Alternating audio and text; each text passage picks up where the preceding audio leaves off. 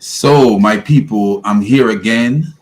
I want to say all praises to the triune God, the God who is above all gods, the God who gives the wisdom to decipher things and to make sense of sensible things and to make nonsense of things that are nonsense.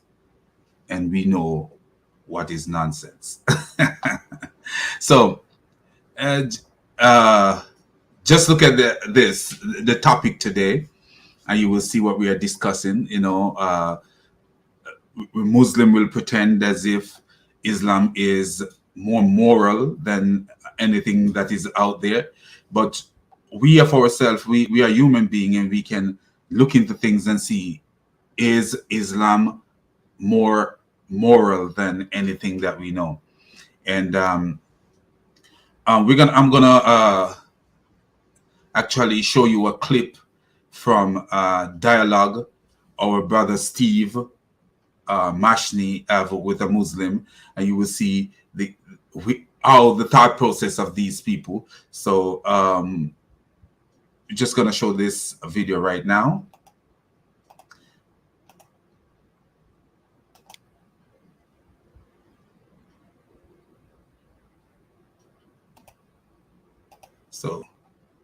So this is Hussein Mashni's channel. For anyone who have not subscribed to his channel, go ahead and subscribe to the brother channel. He's doing wonderful work. He actually debates Muslim on the street in front of a mosque, and that's brave. In today's era, you have to be brave to do that, because you know the Muslims are not afraid to kill you in a heartbeat.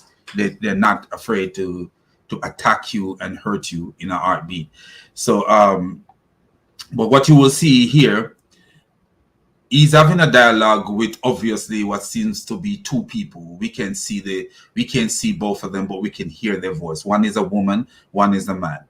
And you are going to hear something that the man says, and this is there is a verse in the Bible that comes to mind when I hear that. Let me find it for you guys.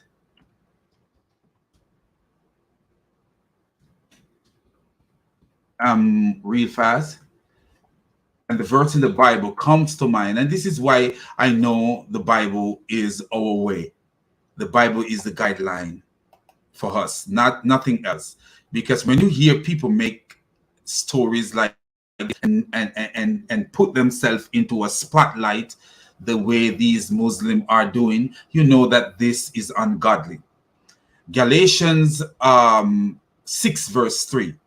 If anyone thinks that he is something when they are not, they deceive themselves. So if you think that you are something when you are not, you deceive yourself. And we find this deceptive spirit in a lot of people today, where they say, oh, I'm so holy. There's a guy called Asana Batitata. I remember this guy when I would talk about how nasty Muhammad was, and stuff like that. He would be like, you need to be more Christ-like, you need to be this. And the other day we having a dialogue it was like three of us in a dialogue, and the amount of profanities that that guy was using is ridiculous. The F-bomb, the just bombs up and bombs, just showing where his mind is coming from. So if you look at this verse here, he says, if anyone thinks that he is something when they are not, they deceive themselves. And we find that a lot of this is going on in the Muslim world.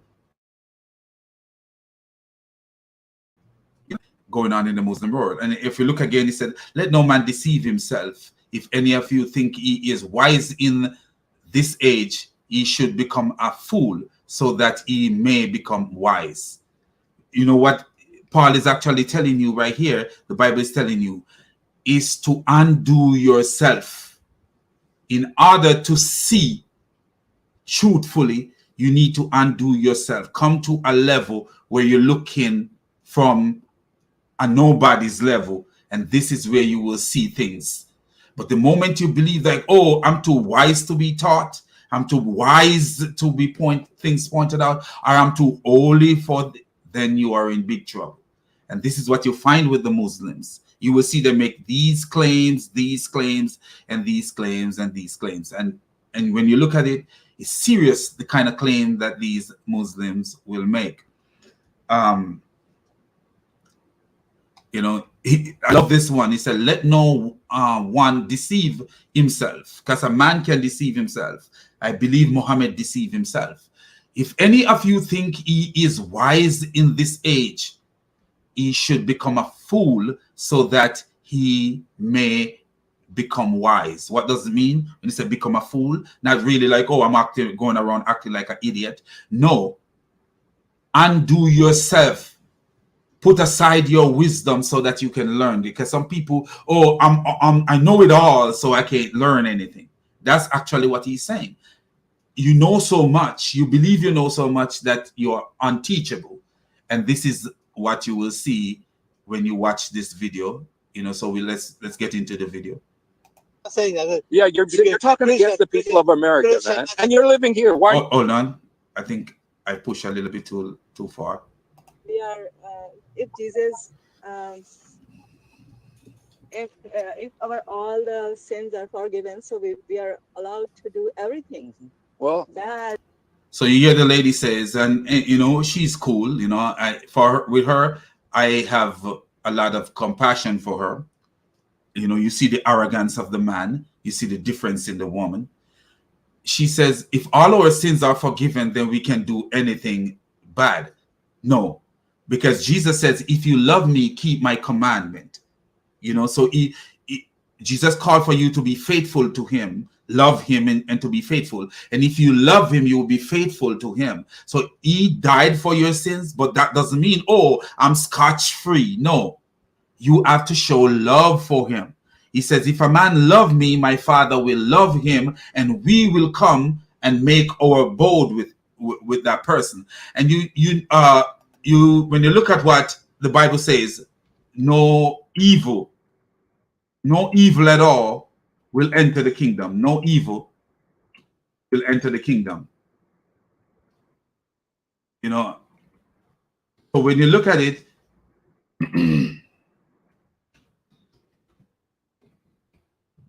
let me just read it real fast for you. Paul says,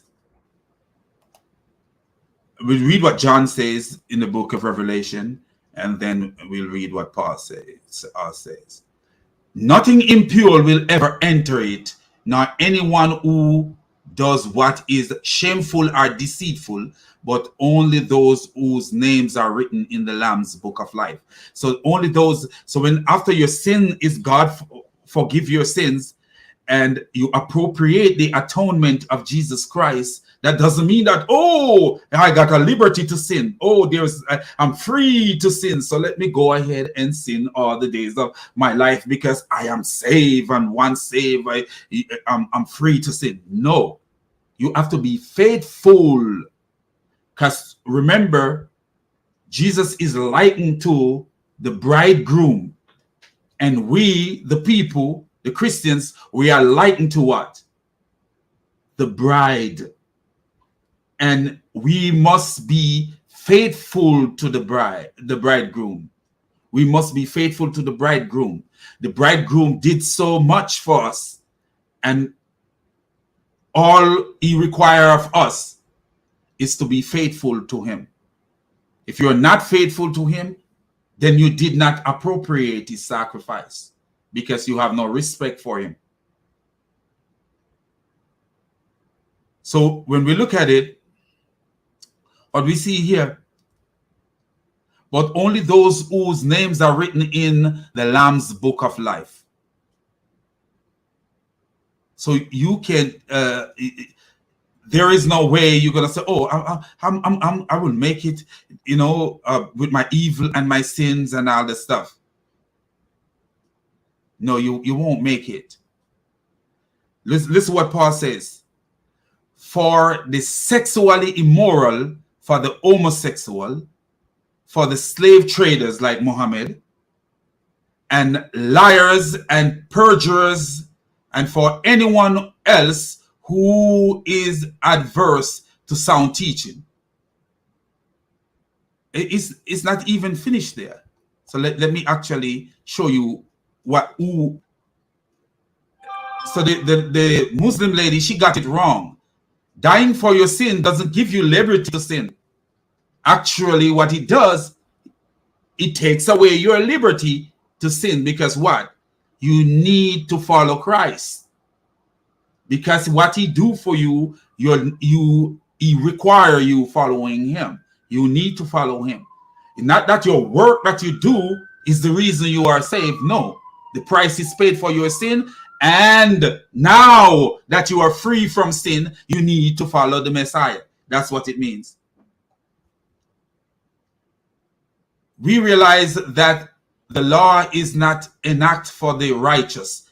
Notice what Paul says. The law is not for the righteous.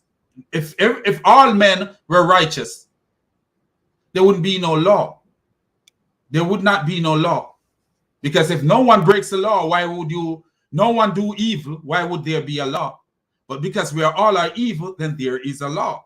But for the lawless and rebellious, and for the ungodly and sinful, for the unholy and profane, for the killers of fathers and mother, and for the murderers like Muhammad, for the sexually immoral like Muhammad, for the homosexual, for the slave trader like Muhammad, and the liar like Muhammad, and the perjurer like Muhammad, and for anyone who is adverse to sound teaching like Muhammad. Do you see?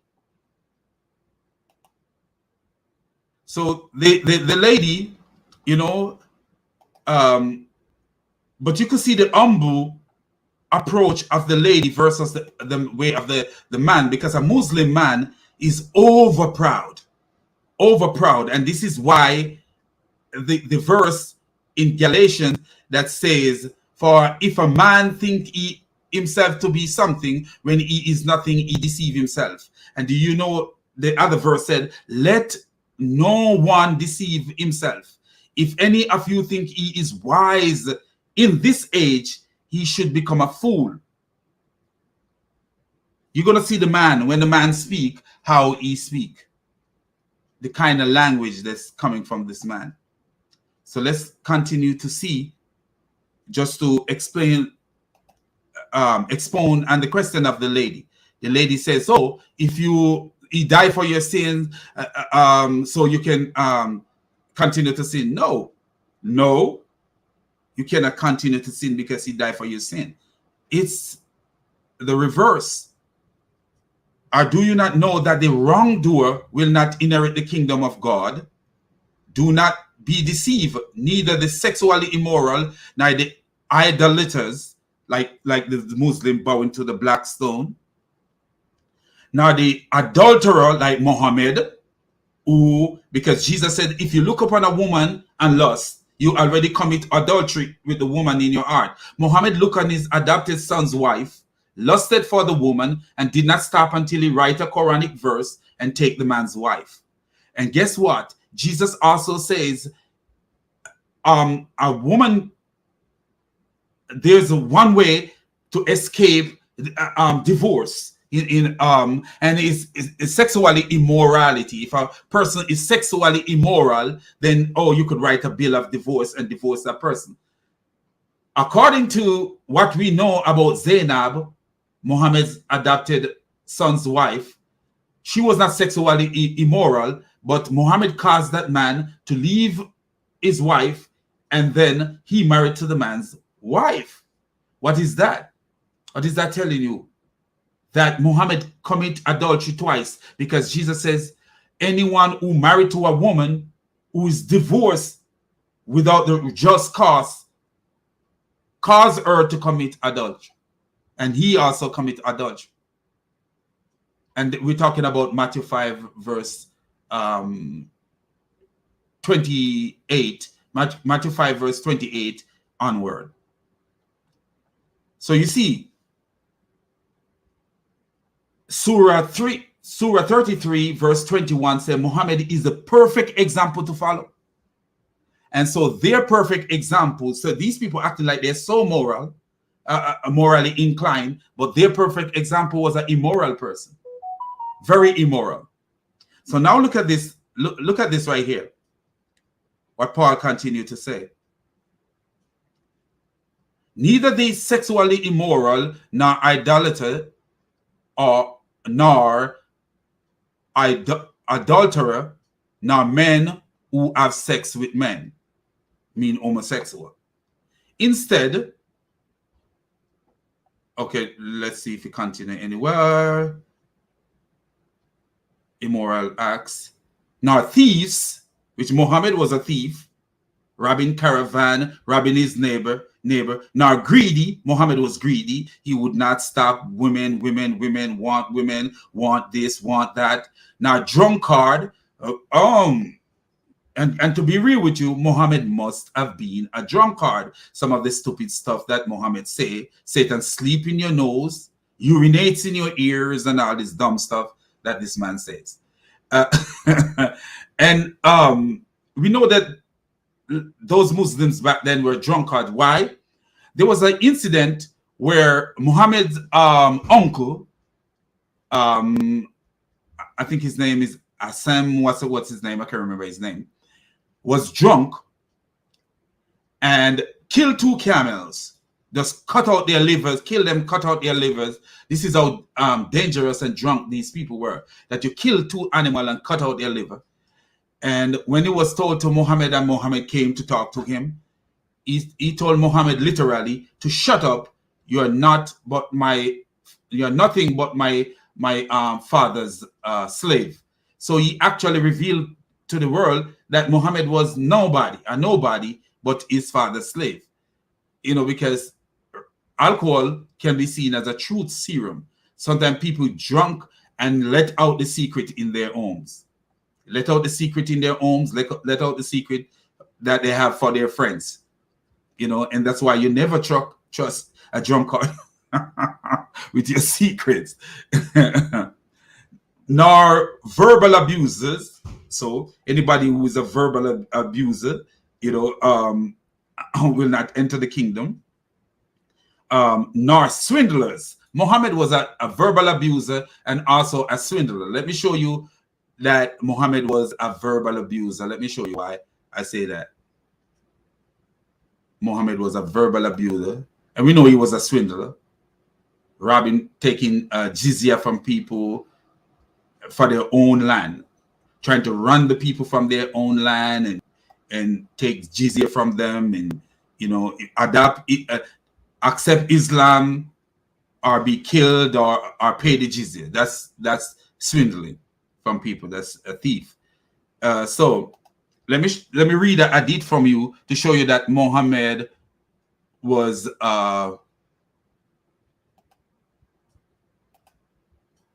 Muhammad was a verbal abuser. Let me show you.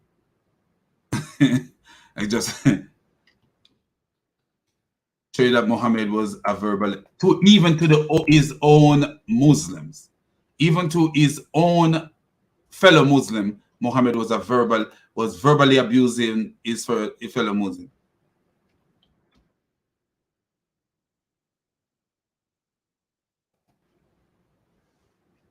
Let me show you that Muhammad was not a good man. And so can you imagine those who follow him, what kind of people they really are, if you really follow Muhammad? Abu Hurairah reported Allah apostle as saying, "O Allah, I make a covenant with thee against which thou wouldest not go. I am a human being." Notice his excuse. I am a human being, so I could go and rob a bank and said, "Oh, I'm a human being and it's in me to rob a bank." And I beat up a person on the street and said, "Oh, I'm a human being and this is why I do it." Do you see the moral of this man? So, I am a human being, and thus for a Muslim whom I give any harm, or whom I scold, or upon whom I invoke a curse, or whom I beat, make this a source of blessing and purification and nearness to thee on the day of resurrection. Sahih Muslim, book 32, number 6290. So Muhammad was abusing his fellow Muslims. And it's so crazy that Aisha had to talk to Muhammad about it. There was a case where Muhammad was abusing people, and Aisha had to talk to her about it. Have to talk to him about it. This is what Aisha said to Muhammad. I said, Allah's messenger. So Aisha is saying, I said, Allah's messenger, the good would not reach anyone, but it would not reach those two, because Muhammad abused two men and cursed them. So Aisha is saying no good will reach these people because they believe that whoever Muhammad cursed is cursed forever. So that's what Aisha believed. He said, why so? And Aisha said, because you have invoked curses and hurl malediction upon both of them.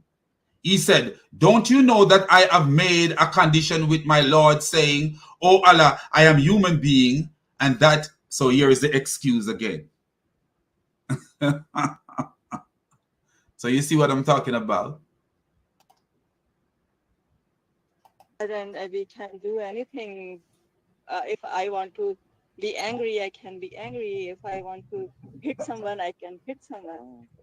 You know, I want you have to any- save money, I can. Do you have any children? Yes. Yes. So she was continuing to explain herself. So he said, because Jesus died for our sin, if I want to do this, if I want to do this, if I want to do this, then I can do that. But that's not what Christianity teaches. So that's the idea that they have in their head. And it's so sad to see Muslims.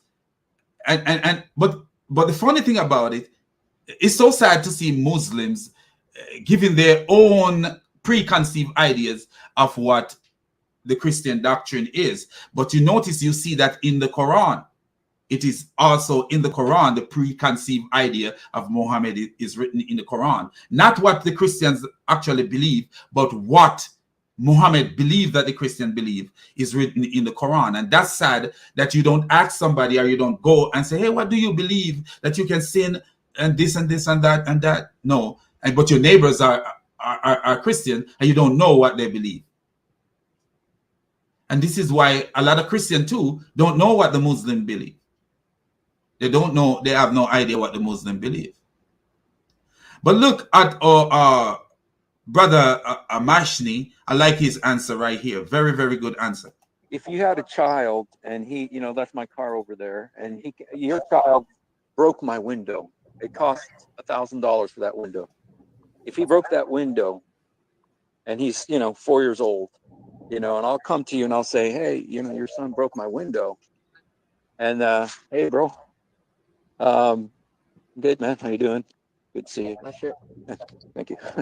If your son broke my window, he's a friend. Okay. He talks to me every time I come. So. Okay. Well, what would you do? Your son is 4 years old? No, your son. My son is 4 year old. He breaks my window. Okay. It costs $1,000. Yeah. Your 4-year-old son doesn't have $1,000. So what would you do? I will ask for forgiveness to you. Yeah. Because he's innocent. No, he's not in.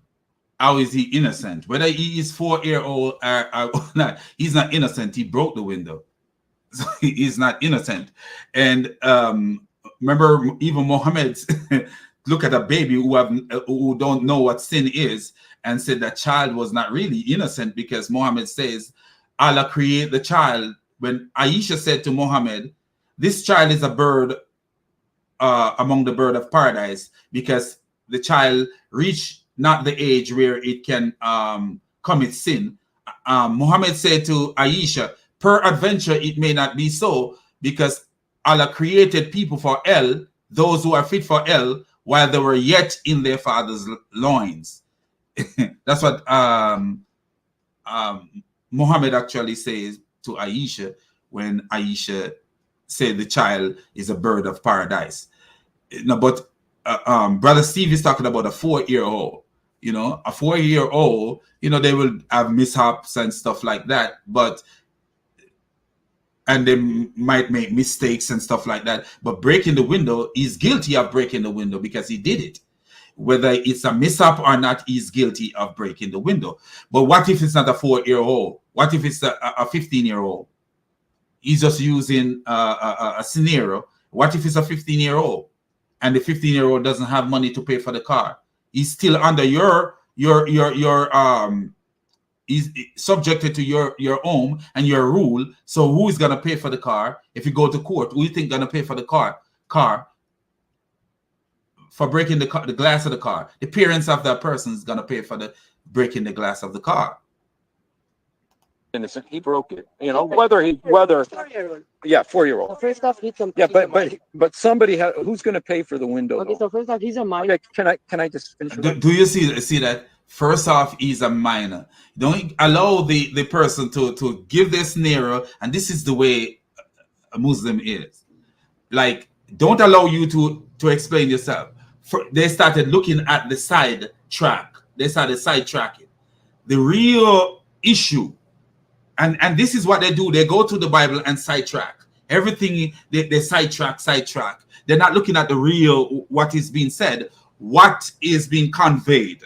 They're worried about the little peripheral things, the little things that you could totally ignore. Like if a person telling you a story and they say, "Oh, I think," or even if they didn't say, "I think," they said when President Clinton or President Bush, say when President Bush was the president, he this and this happened, and you know that it wasn't President Bush, but you know what the person is trying to convey to you, what the main theme of the story, that you could ignore the fact that he said President Bush and continue with the argument because you know who was the president, even though you know that it wasn't President Bush, it actually was Obama.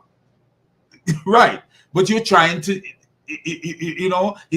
they're talking about a certain issue and you take it off and say, "Oh, it was a President Bush." Man, you messed up because you say it was President Bush and it was a President Bush, and then they will dwell on that and then leave the main theme, what you're trying to say. The most important thing that they should grasp, they leave that alone and they stuck onto that thing right there. Oh, let's hold on to this because this is more important than listening to the story, the real, what the person wants you to learn.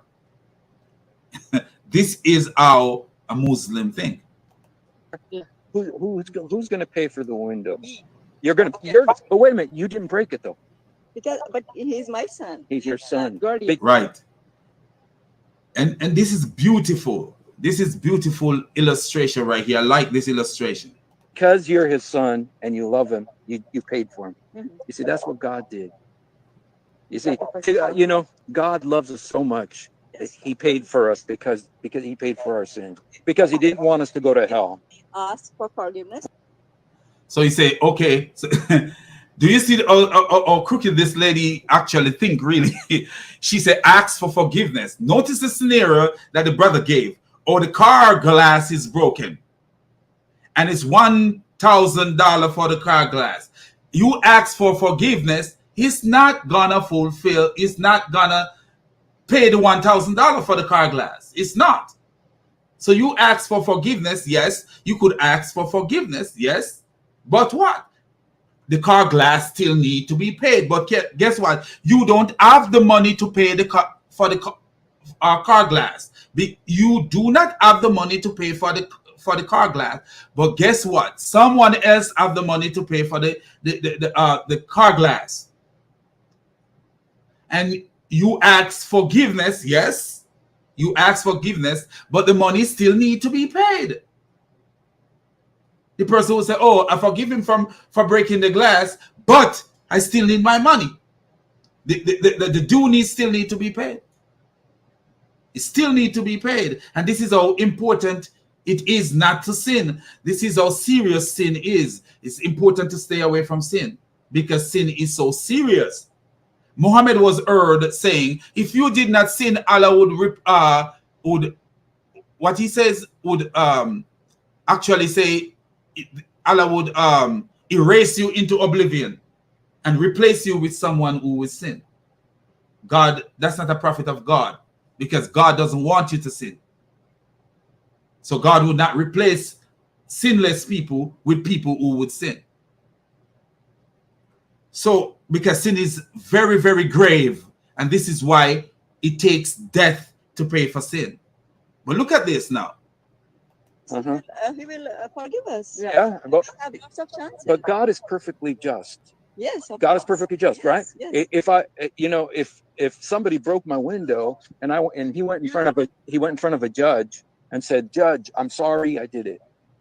Is the judge going to say, "Okay, since you're sorry, go ahead, go. You don't have to pay for the window"?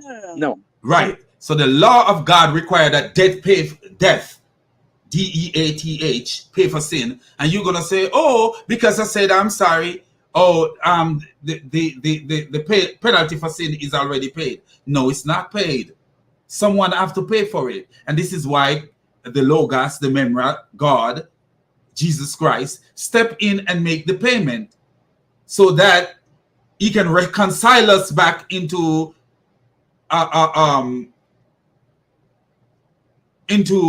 sinlessness. He can reconcile us back into being righteous. So when He paid the penalty, we have a clean slate. He blotted out our transgression. We have a clean slate. And if we continue to sin, that means we did not accept the penalty for our sin. Because what? This is He requires us to be faithful to Him. I pay for your sin. I require you to be sinless. That's the if you continue to go over presumptuously sin, then you have no respect for the one who paid for your sin. That's the key thing right there. You have no respect and no love at all for the one who paid for your sin. We have to pay for the window, right? Yes. See, you said you were going to pay for it. Now, if you didn't want to pay for it, what if you didn't pay for it? What if I say, "I forgive you. I forgive you and your son. You don't have to pay for it." Well, then I have to pay for it. See, somebody have to pay. Oh, what a wise guy, man. This is the wisdom of Jesus, man. This is spiritual wisdom. Somebody have to pay for it. I have my car. You break my windshield. This is cold weather. I need a windshield in my car. If you didn't pay for the windshield, someone have to pay for the windshield. Someone have to pay for it. Someone have to pay. And this is the perfect scenario. Bro, no, and your son didn't do that. God wanted to Even if it's forgiven, somebody has to pay for what broke. Okay? Can I ask a question? Jesus paid for what we broke. We're the ones that broke God's heart with our sins. No. We cannot Do whatever we want. Why Jesus? And she continued to repeat this stuff. So Jesus paid for our sins so we can do whatever we want. No, we can love Him. And this is where you see a lot of Muslims will say, "Oh, we love Jesus Christ," but they follow Muhammad. How can you love Jesus Christ and follow Muhammad? You cannot love Jesus Christ and follow Muhammad. Because what?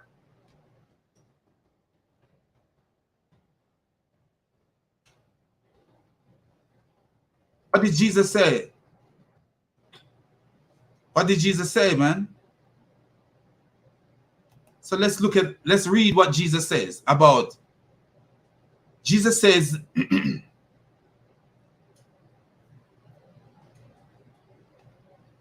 let me show you. So Jesus says in John 14 verse 15, "If you love me, keep my commandment. If you love me, keep my commandment." And Jesus didn't stop there. He said, "If a man love me, he will keep my words, and my Father will love him, and we will come unto him and make our abode with him." That means God, the Father, and Jesus would be with you when you have respect and love for Jesus Christ. So, oh, Jesus died for my sins, so let me go do all the evil I can do. Did Jesus tell you to do any evil? No. He tell you to love even your enemies.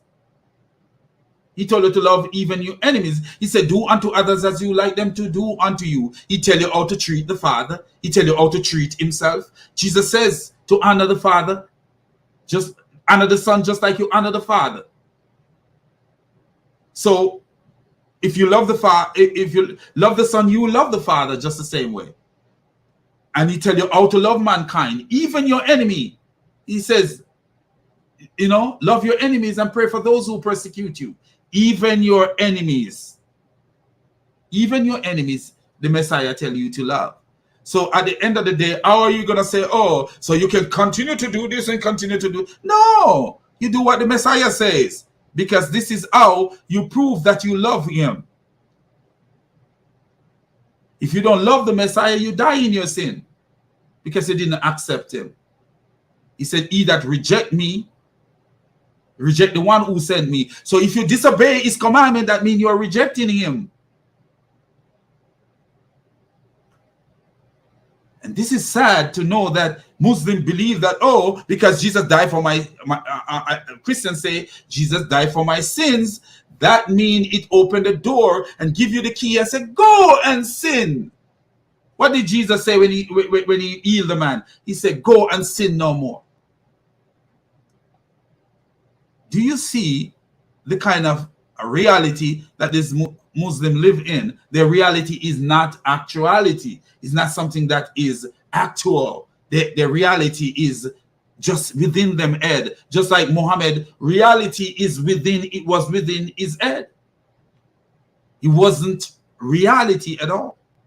It was within him that he had this reality that is not actuality. Oh, I'm better than Moses. Oh, I'm the first one who's going to enter Jannah. Oh, this. Delusion of grandeur. Where have you ever heard a prophet, just a regular prophet, not the Messiah, but just a regular prophet, boasting about him, he being the first one to enter Jannah? Where have you ever heard that stuff? A prophet boasting about anything. Boasting like, oh, I'm putting himself on top of everything. Oh, like, oh, I'm the best. I'm the dog. That's urban language. I'm the big dog in Jamaica. They'll be like, I'm the lion.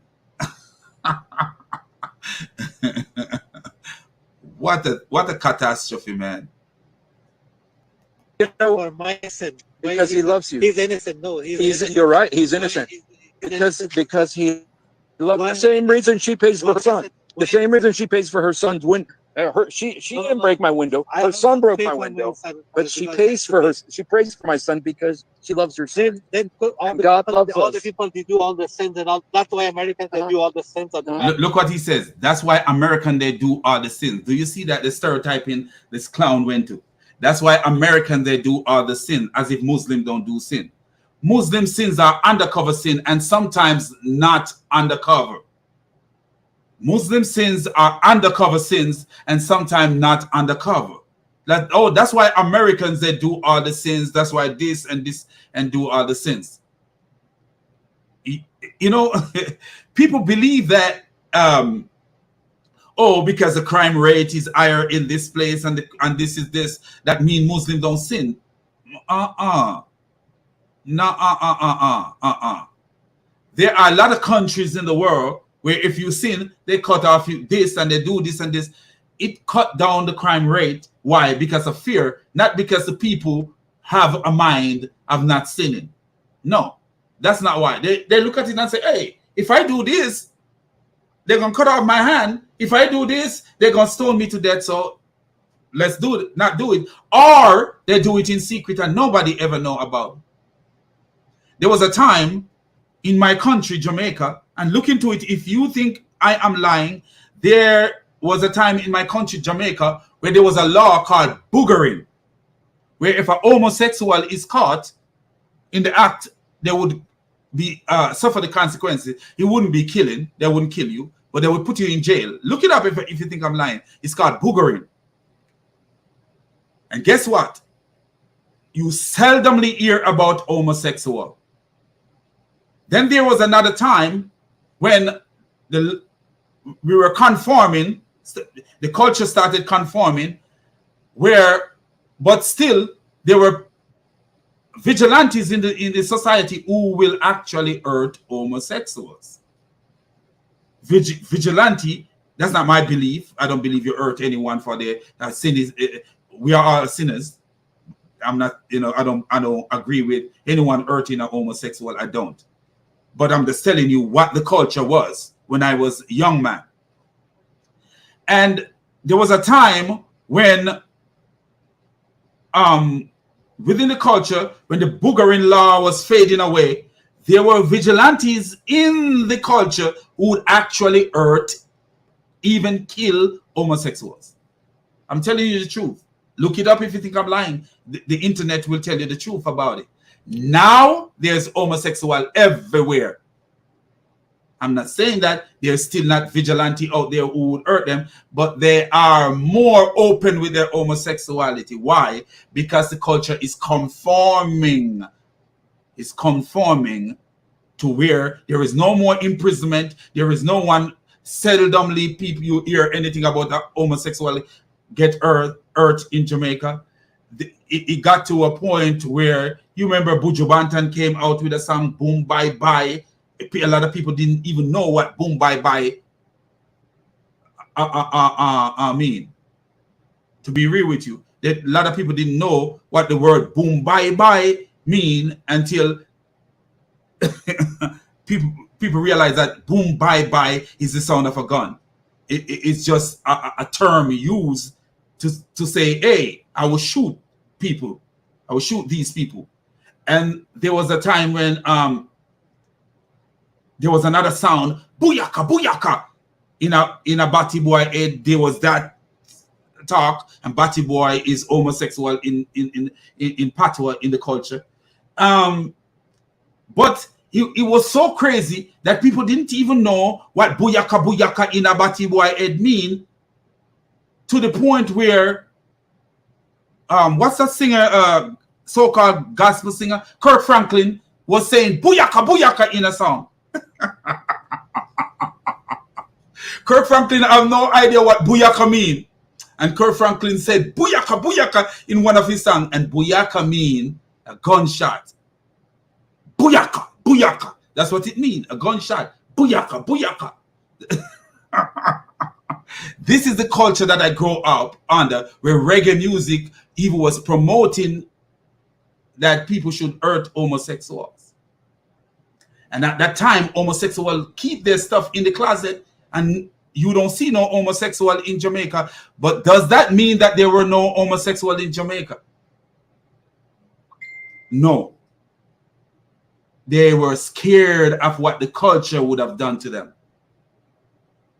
So now they don't have no reason to be that scared. Guess what? They're everywhere crawling around. And their feet, their knee, their hip, their head, they're spinning like a tap dancer. Everywhere over in Jamaica. Because what? It's the fear that stops people. It's not because you are more moral than anyone. This is what these Muslims don't know. That it's not because a Muslim is more moral than anyone. So you hear this guy, this is why in America they do this and they do this. There's a lot of undercover going on in the Muslim world. Lot of undercover going on in the Muslim world. And I will show you some things while we go along, just to show you that don't, when I was in nursing school, there's one thing I learned, where people will say, oh, and I continue to hear this, like a lot of people come into America, and I never do this. I don't do this because I don't compare cultures. A lot of people come into America and they say, hey, it's better in my country. Why are you doing here? If it's better in your country, why are you here? You will never hear me say it's better in Jamaica than it's here. If somebody say, hey, is the weather better in Jamaica? Yes, it is better. The weather is better. Because most of the time, it's hot. It never get cold like here. Even though I'm not going to criticize here, even with the weather, I don't. But is the weather better for me? Do I like the weather better in Jamaica? Yes, I do. But I don't like it when it's hot. But most of the time, that ocean breeze, because it's an island and it's a small island, that ocean breeze hit you. Oh my God, it put you to sleep. You feel like it's just the most tranquil feeling. On certain days, when you sit under a pansiana tree, or what a big tree called?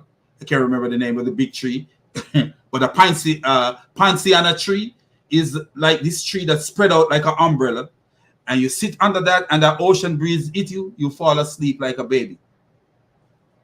I love that. You come from work and you just relax under a tree or somewhere and just chill out. Love that. You go to the hills where this ocean breeze, you could see the ocean from the hill, and the ocean breeze is hitting that hill, and you go and you sit, lay down on a big rock, and you go to sleep. Love that feeling. Miss that feeling. But do I love Jamaica than I love America? No, I don't. I don't. The earth is the Lord and the fullness thereof. I love everywhere. You know, what make a place dangerous is the people. What make a place dangerous is the people. Not say, oh, I love this place more than this place. And sometimes the danger is in your home, not on the street. Because what? A person could be on the street and a gunshot hit you and you die. But inside your home, you're slowly dying from the immorality that you do inside your home.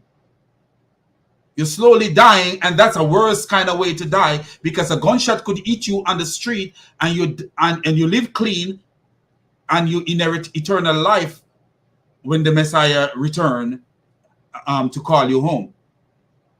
But you in your home with your immorality and you coop up in your home and think, oh, because I hide it from the eyes of the public, that mean I am more holier than anyone else. And this is what we know for a fact is happening into the Muslim world. And we'll show some examples of how these things are happening into the Muslim world. I will show you things that are happening in the Muslim world that is concealed from us. And we show you the boastfulness of some of these Muslims, how much holier they are than the people that they see in their surrounding.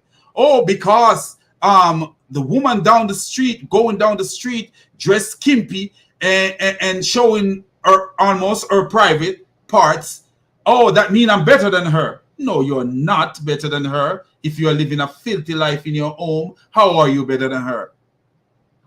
She living her filthy life in open, and you live your filthy life inside your house. How are you better than her? That's why I love these Bible verses. I love these Bible verses. For if anyone think himself to be something when he is nothing, he deceive himself. Galatians 6 verse 3. And this is what these Muslims are doing. Let no one deceive himself. If any of you think he is wise in this age, he should become a fool so that he may become wise. 1 Corinthians 3 verse 18. And this is why I know this is the book that I should follow, not the stupid Quran that talk about, oh, I gave religious obligation to the mountain and the mountain refused it because they were fearful. Wow. This stupidness that's written in a poetry book talking about mountain refuse religious obligation, as if mountain have brain to refuse something, and mountain could keep obligation of religion. And and why should I follow the stupidity? When this book is telling me, man, if you think that you are something when you are nothing, you deceive yourself. In every walks of life, if you think that you are something when you are nothing, you deceive yourself. If when I just became a nurse, if I had gone out there and start boasting like as if I know everything, like I see some nurses boast as if they know everything, I wouldn't know anything because I was humble. I got one of the best teacher ever. I will always remember her, never forget her. I will always remember her. A lady called Lisa. She showed me Everything, nurses note, from nurses note, how to chart and things, why you do this, why, even though you know them from nurses school, in the real world, it's different. In the real world, it's different. If I had gone in there and be like, oh, that's how they teach me to do it in school, that's this and this and this, I would have never learned anything at all. So if you think you are something when you are nothing, you deceive yourself. My sin is not greater than your sin, and your sin is not greater than my sin. We all are sinners out here. But this is what this Muslim is pretending to be: sinless. Only let go have sex with the girl. And then listen what this, he says: go have sex with the girls, go have this. And guess what? Guess what? In Qatar, it's a Muslim country. In Saudi Arabia, Muslim country, and many of these Muslim world, there are, just like, oh, I came to the United States, and many people are coming to the United States, and this clown came to the United States, because you listen to his accent, you could tell that he is not born in America.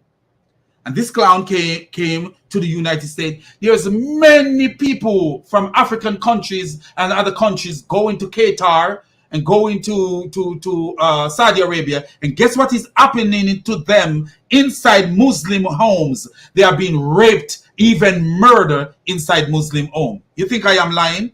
Watch this. If you think I am lying, look at this. They are being raped. Hey, my brother, how are you? Shalom. Shalom, great commission. Shalom, Larry Christian. Dragon, thank you for being here. And this clown is here. This clown right here is here. Okay, guess what? I'm going to talk about him a little bit. I will be talking about him a little bit. This clown right here. So let me show you what happened in these worlds. Let me show you what is happening in these worlds. Let me show you what is happening in these worlds.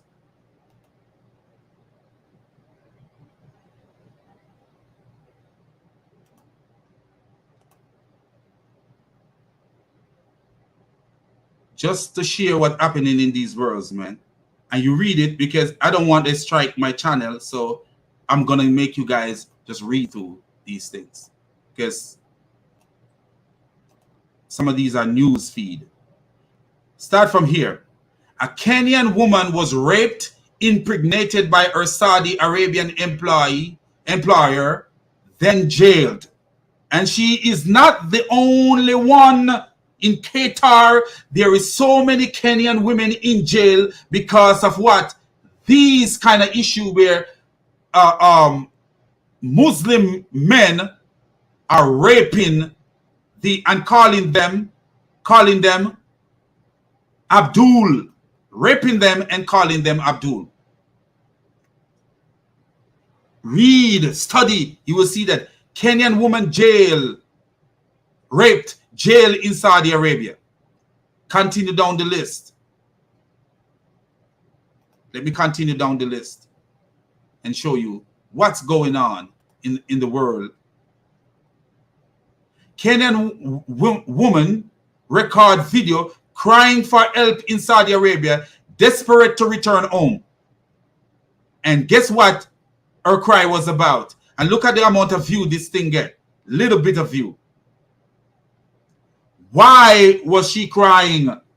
Because she was being raped and the wife of the house knew about it. Torture over, look at this, torture. Over 30 Kenyan women locked up in Saudi Arabia. And look at the small amount of view that he got. Do you see that? Why? If you listen to their story, you will see the immorality of these Muslim men. Look at this. Kenyan domestic workers suffer abuse, sexual harassment in Saudi Arabia. Because when you're working in their house, you become Abdul, slave. And Muhammad say you can have sex with your slave. You're right and possessed. They believe they own you and they're right and possessed. So guess what? They want to have sex with you. Here is another one. abused as domestic worker in Saudi Arabia. Fasia Muthani now aids women in Kenya. At least this one get a lot of view, 1.6 million view. Watch this. Kenyan worker in what is Riyadh, Saudi Arabia, appealed to the government to help them return home. Appeal to the government to help them return home. Because what? Anytime they speak out against these Saudi men, what the Saudi men is doing to them, jailhouse for them. Jailhouse for them. Investigation into the torture of Kenyans in Saudi Arabia begins, says parliamentary team. And not Saudi Arabian men, but not Kenyan men, Kenyan women. Why? Women are trying to escape Saudi Arabia, but not all of them make it. This is on another level. Kenyan women narrate her ordeal in Saudi Arabia. What did she go to? Rape. Rape. One woman actually say she saw 3 graves at the back and was told that these 3 graves are 3 Kenyan women. At the back of the house, she saw 3 graves. This is the stuff that they go. 8 women gang rape near Mine Dump. I don't know if that's Saudi Arabia. Maids for sale. Look at this. Slave market.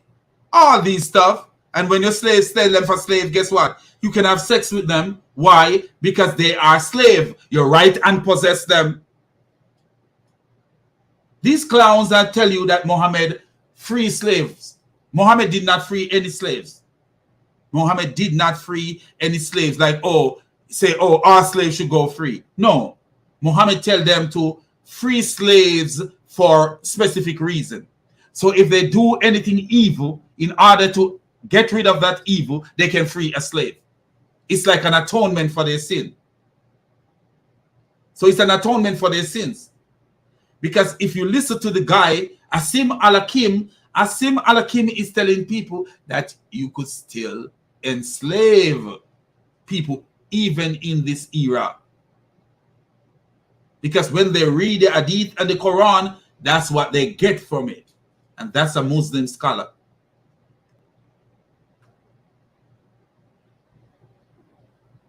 Do you see? You see all these things? If you open one of them, which I don't want anything strike on my channel, so I won't open. But you read for yourself. You see these things for yourself. And tell me if these people are more moral than anyone. Are they more moral than anyone? They're lying to themselves. They're not more moral than anyone. Not more moral than anybody. They're just lying to themselves. Watch this. Watch this. Let me show you something. Let me show you something. How are they? Notice what he's talking about. Women. Let me see what my brother say here.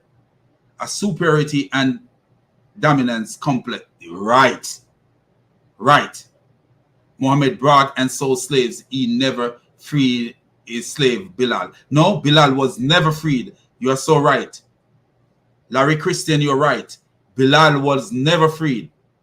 Bilal, even when Muhammad was gone, Bilal begged for his freedom from Abu Bakr, was never freed. Begged for his freedom from Umar. Finally, that's when they, according to the narration, they decided to let him go. So Bilal was never a free man. They lied to us.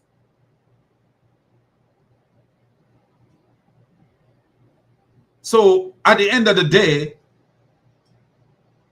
it's not that their culture is better than anyone's culture. It's not. What is happening is this. Their things are kept more secret. In America, if I go out there and I rape a woman,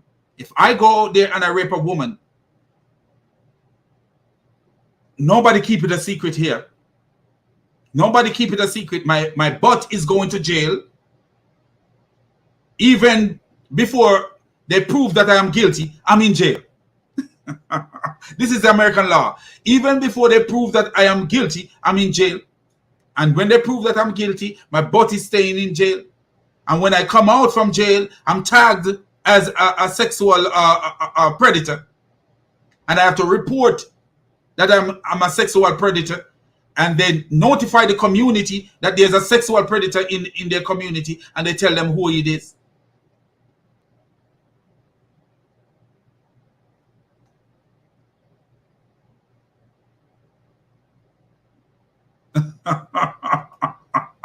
Did you say the sun make them grow up faster? Who?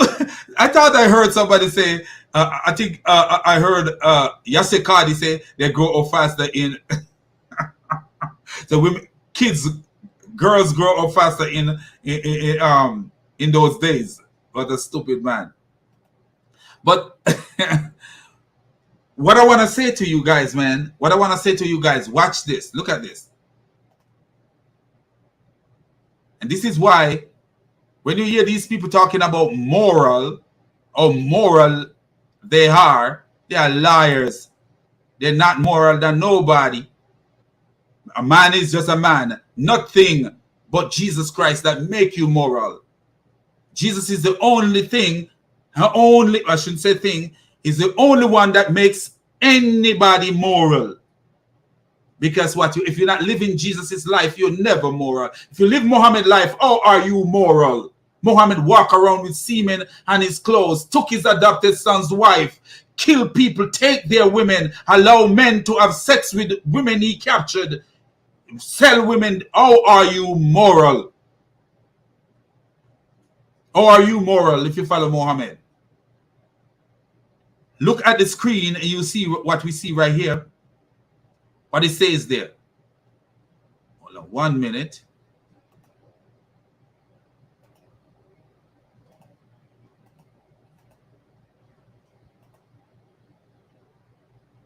What it say here? Top 10 most porn watching countries in the world. Pakistan on the first position. Pakistan. Pakistan have the first position. Pakistan. Egypt, Muslim countries. Pakistan, Egypt, Muslim. Iran is number 4. Morocco is number 5. India got a lot of Muslims. Saudi Arabia is number 7. But do we look at it? Come from 1 to 7. Vietnam and India. Even though India got a lot of Muslims, but Vietnam and India is the only one you cannot say is a Muslim country. From 1 to 7, Turkey, Muslim, Philippines, Poland. So of all 3 of these, you can say, oh, there's not much Muslim in these countries. Philippines and Poland and Vietnam. Do you see that 10 countries are only 3 of them? You can say, oh, they don't have a lot of Muslims there.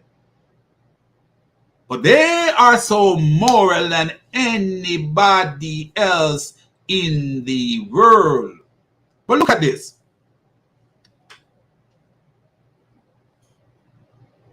I'm going to show you something from a Muslim, since we are here sharing. Let me show you something from a Muslim. The son also make pregnancy last up to 4 years. my brother, if you go to DCCI ministry, Atun Tash ministry, Sister Atun, you will see where up to 10 years these Muslim women were telling men for so many years, and you call it, this is part of what shows that Muslim community have been very immoral. where women could say they are pregnant for so many years. You see that list? They just hide it and lie. What a list. Seems legit. You are correct. They just hide it and lie about it. When they killed bin Laden, what did they find with bin Laden? Great Commissioner. When they killed bin Laden, what did they find with bin Laden? Pornography. Pornography they found with him. Look it up. Look it up. So look at this right here. You see a Muslim. This same Muslim right here. I'll show him making his stupid speech. But look at this right here. And tell me. So here we go. If you read this meme, just read this meme from this Muslim, the same one that was just on the in the chat. He says he make a comment in the chat. That's him, the same one. He's from Cameroon. His name is Arun. So within this, his name is here. His name is Arun, and he's from Cameroon. He said, Islam guarantee you paradise in the hereafter and in this world. So there's paradise for Muslim in this world. Wow.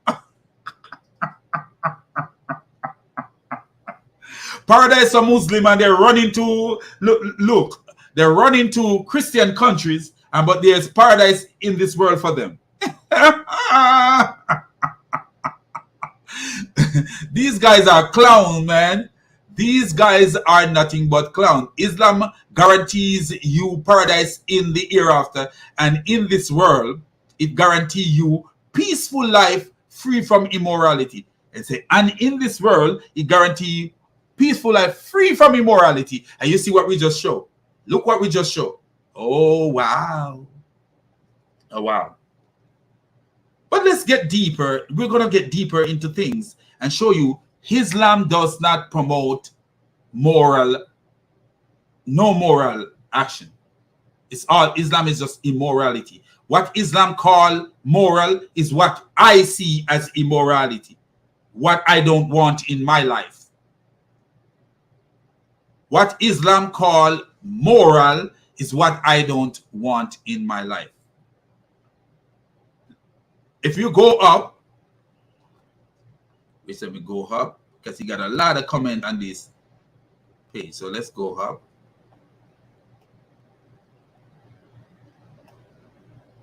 And this is the guy. He got two here is one of his posts. He said, without Islam, you are nothing except a candidate for Jahannam, must be hell. May Allah guide you to Islam. Wow. Hey, look at this right here. In this life, you know, when I was out there doing craziness, in, you know, following reggae music and doing all this stuff, craziness, you realize that, hey, that's a crazy, in the wisdom that God gives to you, you realize that's a crazy life. That's not the right life. Women, that's not a good life. I wasn't into smoking and alcohol. I wasn't into those kind of stuff. But women, you know, was one of the things, you know, that's a crazy life. And, you know, just being out there was a crazy life. But look at this thing here. The things that we are running from, that the Messiah, the love of God, is telling us to run from in this life, is what Allah is going to give these Muslims in the better life. So this is our worst life, and we are running from our worst life, the wickedness of this life, And guess what? That's what Allah is going to give the Muslim in their next life. Do you see that? Do you see that? We are running from evil of this life, the women, the sex, the drinking, the partying, all this stuff we are running from this life. Now that I look back at my life, I say, man, I waste a lot of my life. But this is what the so-called God of Islam is promising these clowns in the next life. Let me show you something. Let me show you something. And you tell me this is something that you want in your life. Let me show you if this is something. Tell me if this is something that you want in your life. Any man, Great Commissioner is a man. Larry Christian is a man. And I see the legend. I don't know if you're a man or a woman. You know, I don't know. You could be a man because a man can be a legend. A woman can be a legend. I don't know if you're a man or a woman. But look at this. Look at this, my brothers. Look at this. This is what I run from. And this is what this Muslim is advertising. The things that God tell me, get out of my son, is what the Muslims are advertising and trying to attract me to. Wallahi, in Jannah, what do you want? You want girls? Jannah, there's girls. There's girls. What do you want? Drink. There's rivers of wine. You want yards? There's yards. Gold brick, silver brick, gold brick, silver brick. You can chill, you can party, you can rave. What is yards? What is yards? I don't know. I need to look that up. YARDS, urban language. URBANLANGUAGE. Let's see what that is. Yard, urban language. Hanging around, chilling. Area where you live. You want yards. There's yards. I know yard mean the area where you live, but hanging around, chilling ground. So if you want a chilling ground, there's chilling ground.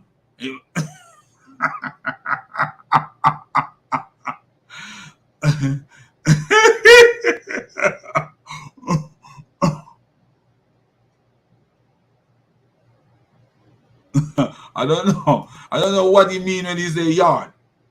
Hold on, let me see one more time. Oh, a yard can be considered $100. So if you want money, there is money. Because he's from Britain or some one of these countries.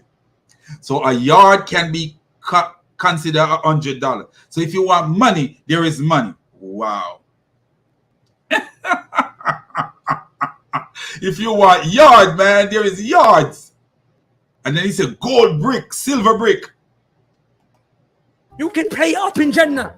Imam Ibn al-Qayyim rahimahullah discussed. You could pay up in Jannah.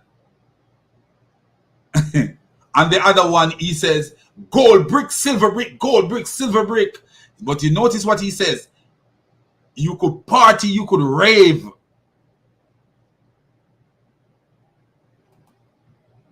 In Jannah, what do you want? You want girls? Jannah, there's girls. So if you want girls in Jannah, there's girls in Jannah. Do you see that kind of stuff?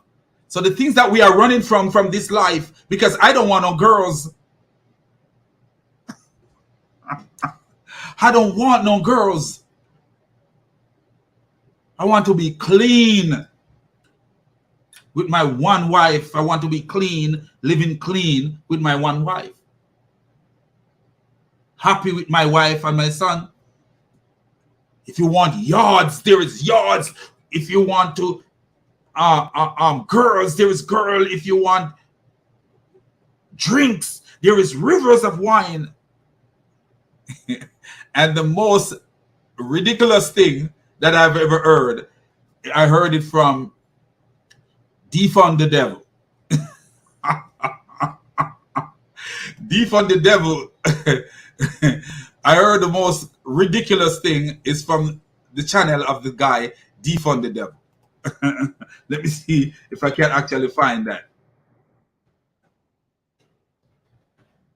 Where the Muslim says you could actually smoke crack cocaine. Look, let me show you this. Let me show you this. This is ridiculous. The Muslim actually say you can smoke crack cocaine in Jannah. So the things that Christians don't want in their life, deceive and recruit by all means. That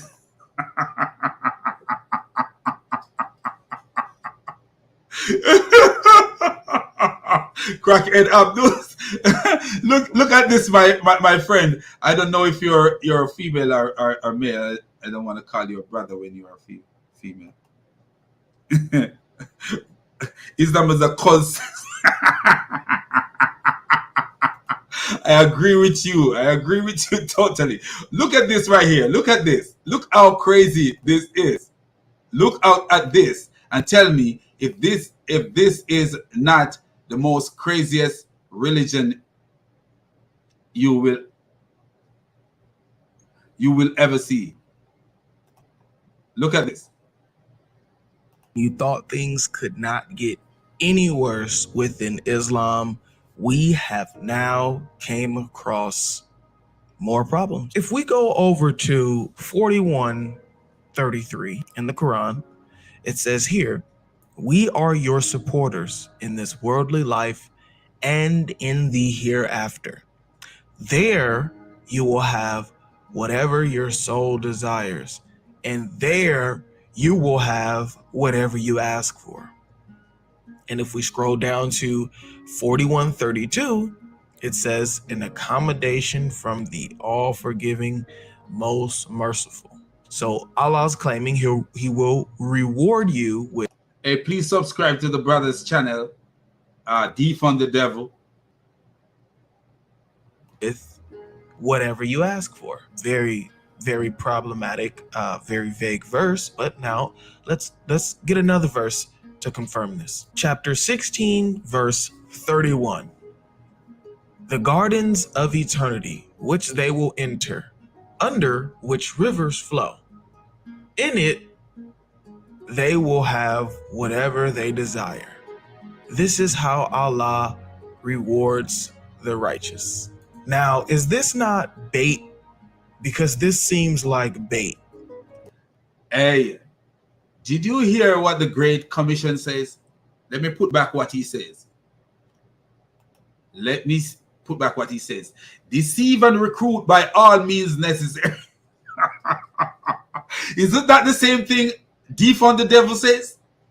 Because it is not hard for any wise person to see that Islam is a stupid religion made by a man to recruit people into his army so that he could rob and murder his neighbors and dominate his neighbor with his satanic mind, his delusion.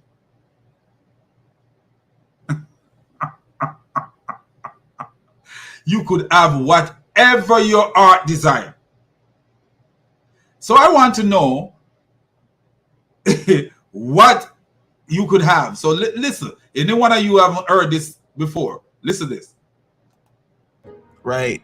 You know, when you try to bait someone into something and saying, "Hey, if you do this, I'll give you whatever you want," right? That's more like a tactic to pull people in. And it's not about doing good just to get to paradise. Right. It's not about doing anything good. It's about baiting you. And I will show you that a Muslim don't have to do anything good to go to paradise. A Muslim don't have to be good. Like, remember I read what Paul says? Paul says, no liar, no slave traders, no deceivers, no sexually immoral, none of those people will inherit the kingdom. I read off the list That what Paul says, you will not inherit the kingdom of God. And not only Paul, John says that. John sealed the deal and says that you will not inherit the kingdom of God if you are like these. And guess what? It's opposite in Islam. I will show you that it's opposite in Islam. You don't have to be righteous. You don't have to be righteous in order to see this so-called Jannah, which is just the imagination of a stupid man called Muhammad. Let's continue with this video and then we could go there. And I will show you, you don't have to be righteous. It now turns into, I'm going to do good to get into paradise so I can get whatever I want. And I'll show you how problematic this. And notice what the brother says, I'm going to do good to go to paradise so I could get what I want. No, you don't even have to do good. You just have to get there. There's only one requirement for a Muslim to go to Jannah. Only one requirement for a Muslim to go to Jannah. I will show you. Verse is, I asked a Muslim, will you be able to get cocaine in paradise? And he told me this. Here's where it gets worse. Here's where it gets bad. Can I have a ounce of coke in paradise? Yeah, man. You can have an ounce of. You can have. Wait. Let me tell you this. You can have an ounce of coke, meth, crack, heroin, alcohol, whatever you want. And the reason for that is simply because your body will not deteriorate. So you see that you could have crack cocaine, meth, coke, whatever you want, your body will not deteriorate. So if my body, so living in this life, if your body wasn't deteriorating, you could have crack cocaine. That, you know, it's because your body is deteriorating. That's why Allah stop you from having crack cocaine and all this stuff. Wow. So your body will not deteriorate, but you will still feel high and feel the weird feeling when that these people feel, whatever it is that these people feel when they take whatever they take. What a catastrophe, man. So there won't be any health complications. So what's the issue? You won't be any health complication. Do you see how fleshy these people are? It's not about spiritual things. It's about physical. You won't have any health complication. But what about your spirituality? When you're sitting there, but it won't destroy your heart, your lungs, your kidney, your spleen, your whatever, your skin cells, your brain cell. None of that won't be destroyed. But you will sitting there like a zombie, eye off it.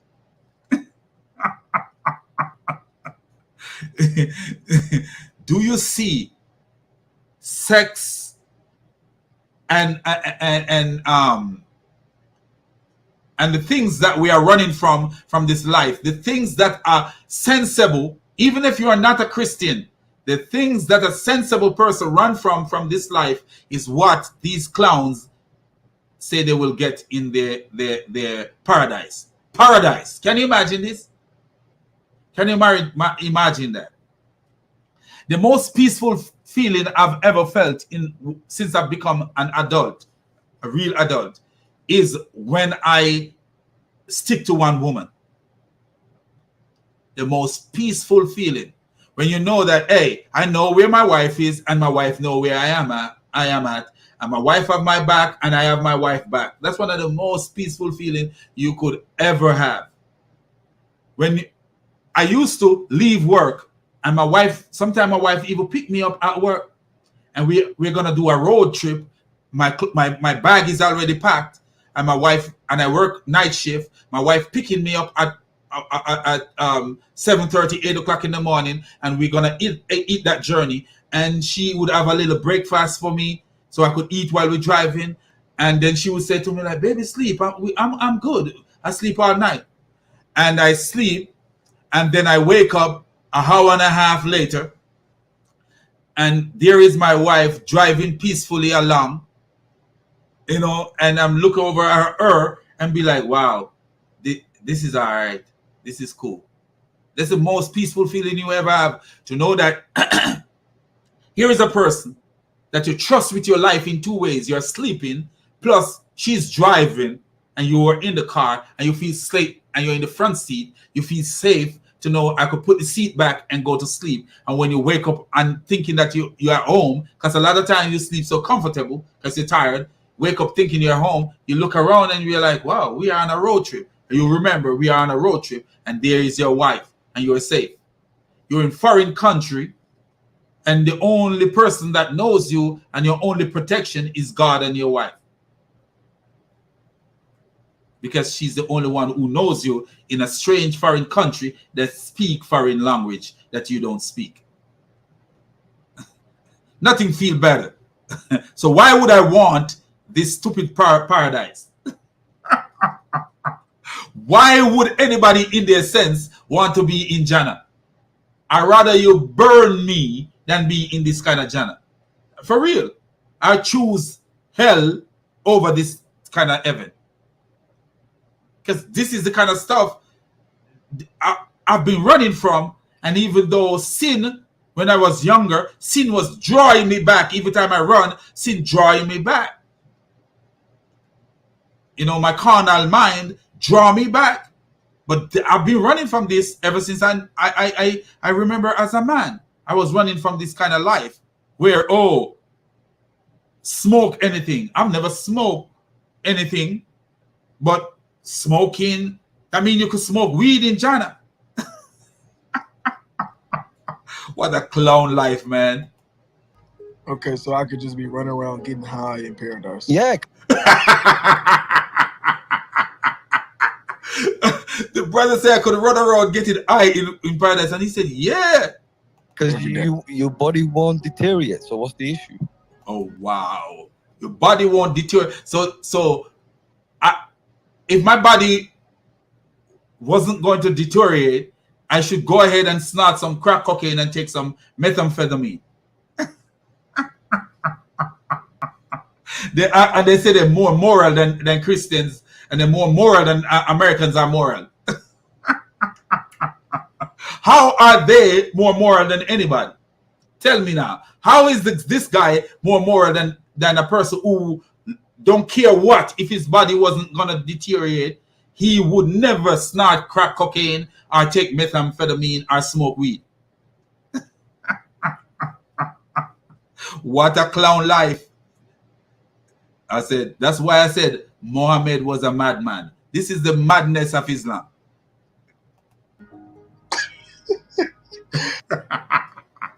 The brother have to laugh, man. This brother is always serious and he have to laugh. Bro, this is No, answer me bro. though. Answer me though. If your body is eternal and you won't have any health complications, what is the issue? Wow. If your body is eternal and you won't have any health complication, what is the issue? Wow. Do you see the kind of morality of a Muslim? They are so moral.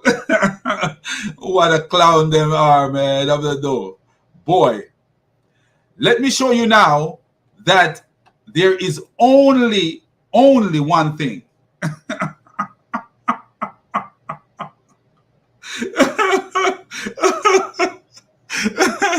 There is only one sin. There's only one thing that is required. One thing that is required for a Muslim to see Jannah. Let me show you why. One thing is required. A Muslim could be the most immoral donkey ever and still see Jannah. I'm going to show you that this is not a joke. Let's show.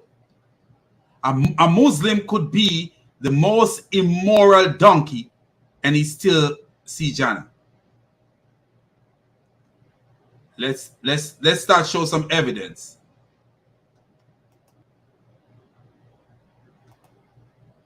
Your evidence, call this evidence, so we are in court. So we're gonna call this one Exhibit G.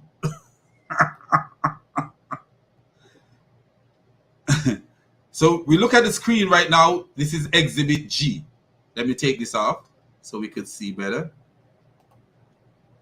So this is Exhibit G. No Muslim would die, but Allah will admit in their stead a Jew or a Christian in hellfire. And look what it says. Look what it says. It didn't finish. Took an oath by the one whom there is no God but he, thrice that his father had narrated this to him from Allah's messenger. So 3 times this man take a oath by Allah that his father told him that Muhammad said this. So no Muslim would die, but Allah would admit in their stead a Jew or a Christian in hellfire.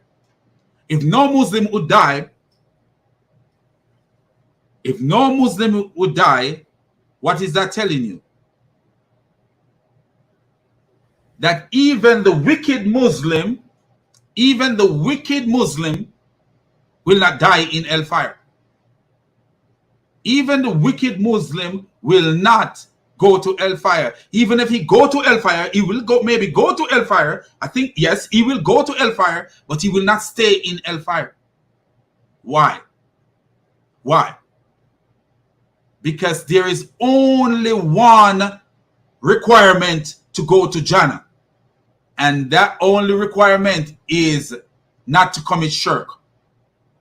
Which is shirk is, if you don't have any partner with Allah, that's the only requirement. That is the only requirement. Only requirement for you as a Muslim to go to Jannah is not committing shirk. If you don't have a part, and even if you commit shirk, if you ask for forgiveness from Allah, that's the only requirement. You could be the most evil, immoral person on the face of the earth. Jannah. You could go to Jannah. More evidence. More evidence.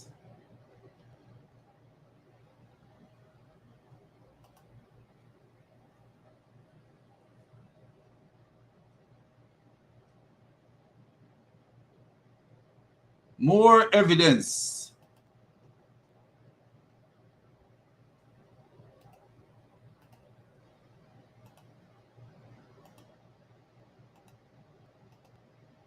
Here is more evidence.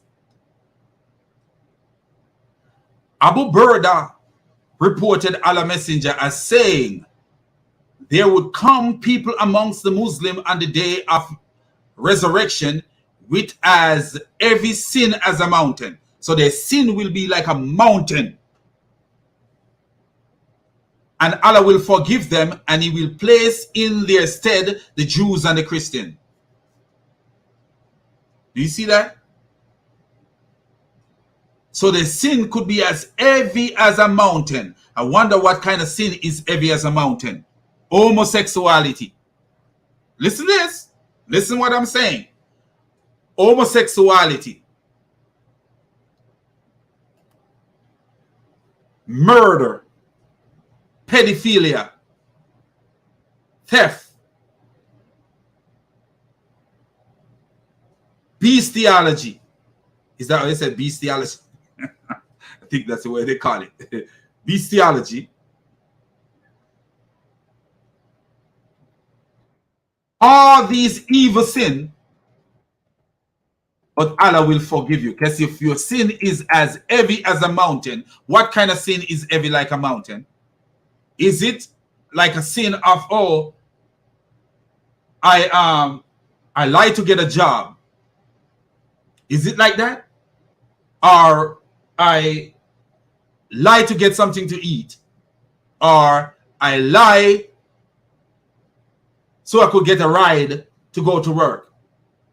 Is it that kind of sin? No. I don't think that kind of sin would be described as heavy as a mountain.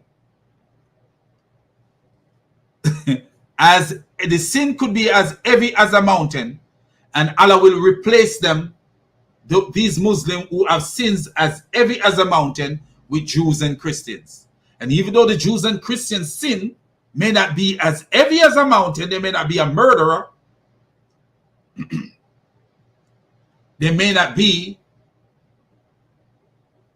a rapist, they may not be, but the Muslims are rapists and murderers, but Allah will replace those murdering Muslims and those rapist Muslims with people who are not rapists and murderers.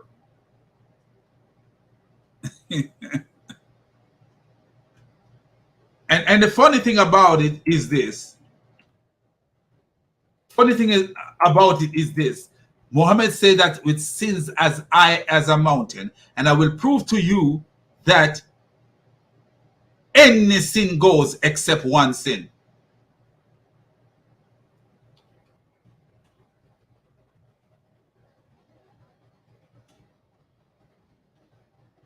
Any sin goes except one sin.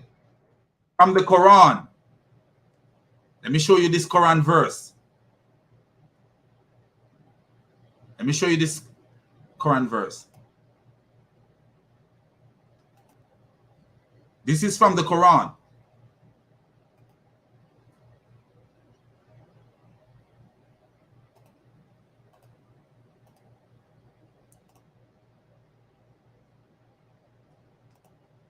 From the Quran.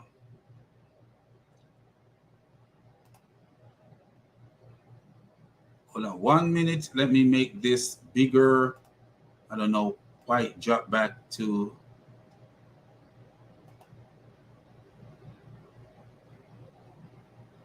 Okay. Okay. So from the Quran, what we see. I will tell you the surah, the name of the surah in a minute. Indeed, Allah does not forgive association with him, but he forgive. Make sure it's maybe too big for the screen.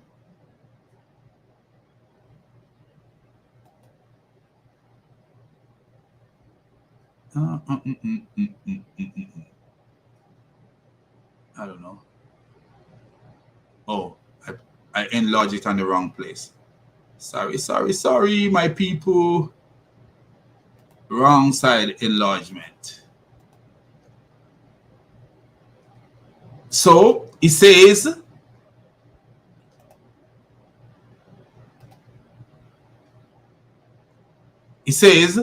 indeed, Allah does not forgive association with him, but he forgives what is less than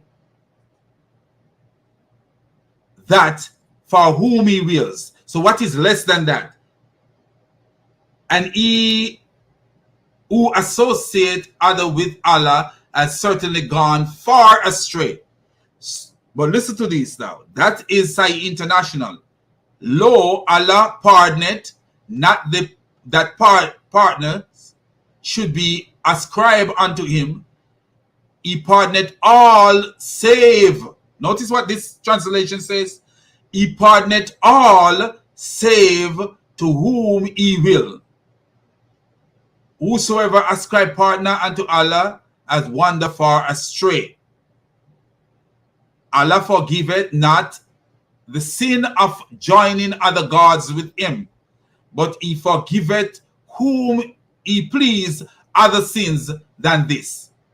So the only sin that Allah doesn't forgive is the sin of shirk, joining other gods with him, joining partners with him. But he will forgive any other sin. So when he says no Muslim will die on the day of judgment, or the day of resurrection, it means that none of them will die except the ones who commit shirk, and Allah did not forgive them. And this is actually a contradictory verse, because at one point, this is saying that Allah does not forgive association with him, but then another verse says that Allah forgive association with him. So you see the contradiction in the Quran. One verse is saying that Allah does not forgive association with him, and another verse tell you that Allah does forgives association with him. But the part that I want you guys to pay attention to is that Allah forgive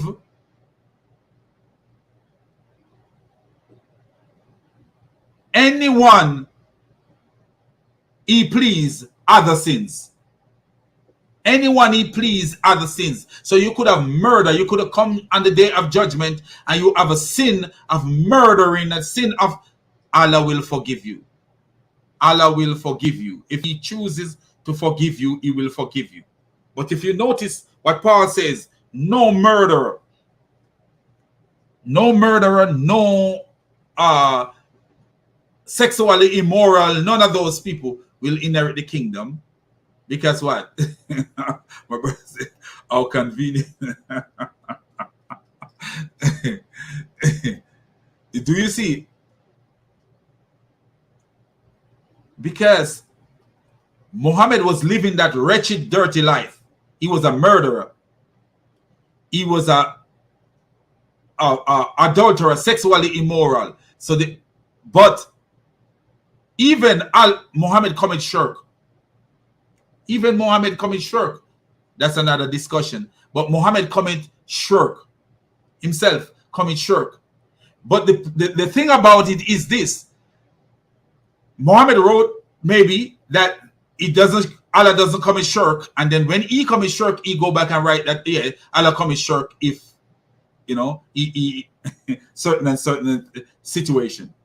But the part that I want you guys to pay attention to is that it says that Allah forgive not the sin of joining other gods with him. This part is important. But he forgiveth whom he please other sins than this. So whatever sin, Allah will forgive it. And this is why when it says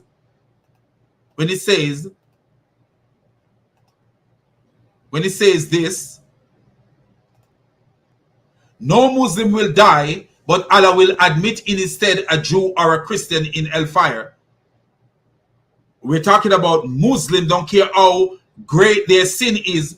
If their sin is not shirk, they will still inherit Allah's heaven. Because what? Muslim don't have to be morally inclined.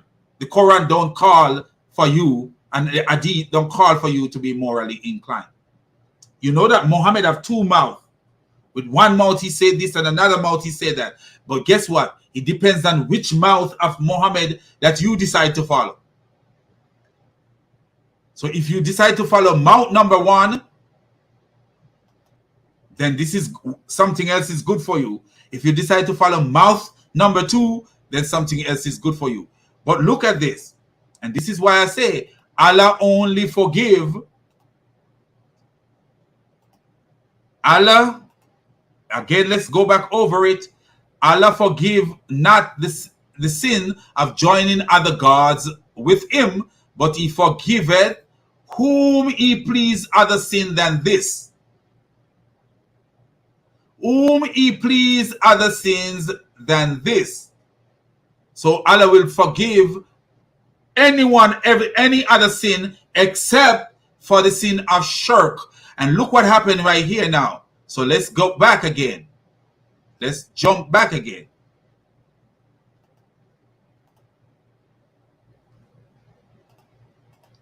So remember, Allah will forgive any other sin but shirk. So when you go here and you see this like this, what do you think of? Remember this. There will come amongst the Muslims on the day of resurrection with as heavy sin as a mountain. And Allah will forgive them, and he will place in their stead the Jews and the Christians. Notice he says Allah will and Allah would forgive them. Allah would forgive them. I don't know where you get would from. It gotta be will if it's in the future. So, but he says Allah would forgive them. That means it's his future. Allah is going to forgive them even when they have all these sins on them, because the only sin that Allah don't forgive is shirk. And remember that the next hadith says no Muslim will die, but a Jew and a Christian will be placed instead of them. So does Islam call for Muslim to be moral? No. No. No. But guess what? The Sharia law is what subjugate Muslims. The Sharia law is what make Muslims behave decent in public places. When I say decent, I mean physically decent in public places in most cases. Because not some of them are not decent at all. But the Sharia law is what make them, but inside their house, they can do whatever they please. Because the only thing they fear is the Sharia law. Because guess what? They might not escape the Sharia law, but on the day of judgment, they will escape Allah. Even for the things that the Sharia law kill them for. Can say a Muslim commit adultery and die from the Sharia law, Allah could still forgive that Muslim. Do you see that?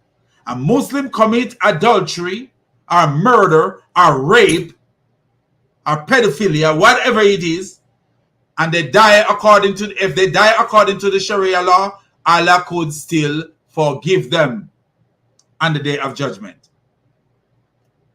And they will see Jannah. And they will see Jannah. You think I'm lying? Further, this was exhibit number E, exhibit E. Now we are going to another exhibit. Let's go to another exhibit.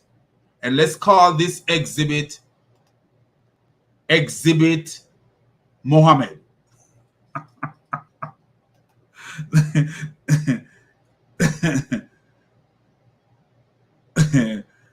Check out the comment in a minute. Let's call this exhibit Exhibit Muhammad, because this is a dangerous exhibit.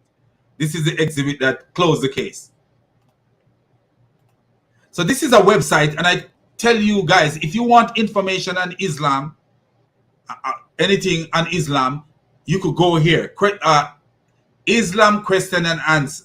This is a Muslim website run by Muslims. So people ask questions on these websites. This is the website that I show you where the man asks a question: does sexual life exist in paradise? And this the sheikh on this website told the man that yes, sexual life exists in paradise, and one of his answer is that a man will be able to be present in many places at the same time. So a man will be almost omnipresent just because of sex. Now listen what the question asks here. Does the fact that a disbeliever will be a Muslim's ransom from hellfire mean that none of the Muslim will ever enter the fire? So the Muslim asks if no Muslim, this is the most important part you should pay attention to. Not the ransom part, but this part that says, literally asks, will a Muslim enter hellfire? That's what it asks really, if you paraphrase the question. Will a Muslim enter hellfire? And when we go down, we'll see some hadith, and then we go down to the bottom, you will see something like this. I think this is it right here. Let me make sure that everybody is seeing this, because this is important. So let me put it, enlarge it, so that you guys could see. Enlarge so everyone can see, because Islam is nothing but misery, and that's what they want to sell to me. So look at it. Look at this. Hence the Prophet peace and blessings and peace of Allah be upon him, said, whosoever say La ilaha illallah, it will benefit him someday in his life, no matter what befalls him before that. Remember, I say to you that if a Muslim is caught murdering someone and the Sharia law kill him, that doesn't mean that he is going to hellfire. If a Muslim is caught raping a woman, that doesn't mean that this Muslim will escape not going to Jannah. He might go to the hellfire. I will show you from this same stupidity that he might go to the hellfire, but guess what? It does not mean that he is going to fire forever. He's not staying there forever. He's going to Jannah. Look at this. What he says here, let's read it. Hence the prophet, blessing and peace of Allah be upon him, said, whosoever say La ilaha illallah, I'm saying it right now, even though I'm just reading it. I wonder what's it will benefit him someday in his life, no matter what befalls him before that. Someday in his life, no matter what befall him. So if murder befalls him and he died from Sharia law, he's still safe. He still may be safe. Narrated by Al-Tabarani. So you see, this is the source he gave right there. Classified as Sahih by Albani in Sahih at what is Tarib or whatever this is, 1525. But look at it. What will happen? No evildoer or anyone who have a trace of evil doing will enter paradise. Listen to this. Listen to this. You think that, oh, it's over. Ibn al-Qayyim, may Allah have mercy on him, said, no evildoer nor anyone who has a trace of evil doing will enter paradise. Whoever is purified in this world and meets Allah pure and free of any impurity will enter it without mahawk. What does this mean? Without entering the fire. So when he says no evildoer, nor anyone who have a trace of evil doing will enter paradise, look what happened. Look what happened. Whosoever is not purified in this world, if his impurity is inherent, as in the case of a disbeliever, he will not enter paradise under any circumstances. But if his iniquity is acquired because of sin and is transient, he will enter paradise after having been purified in the fire. So the fire is going to purify you from impurity. Then he will be brought out of the fire. So burning you is how you're going to get pure. Not the change of your heart, but burning you in the fire. Wow. Not people having righteous heart, people. Not people with righteousness and righteous heart in this life. So do you see this? It doesn't require Muslims to have a righteous heart in this life. It doesn't. It doesn't require for a Muslim to have a clean heart in this life to enter Jannah. All you have to do is say la ilaha la la la la la la la la la la whatever that is, and you are okay. And then that means Pharaoh is okay. Because Pharaoh did say the Shahada. Pharaoh did say the Shahada. Wow. He will enter paradise after having been purified in the fire from that impurity, then he will be brought out of the fire. So you can burn the devil out of someone. Okay. Have you ever wondered what will happen to Satan? When you read the Quran, does it tell you what will happen to Satan?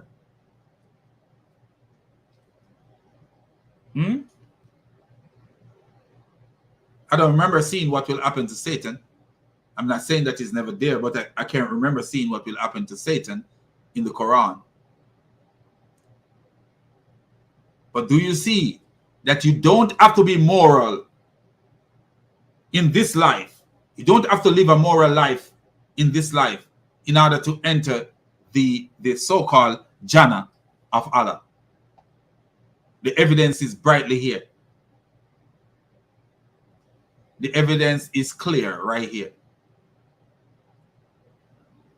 And this is why when you have Muslims telling you about their Jannah, it doesn't entice me. It doesn't entice me. Even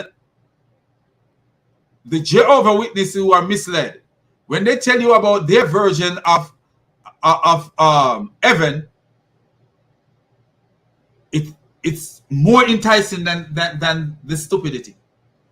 It more makes sense than the stupidity that you could live your life impure, wicked, and vile on this earth all the way to the day of resurrection, and then on the day of resurrection, on the day of judgment, you still go to Jannah.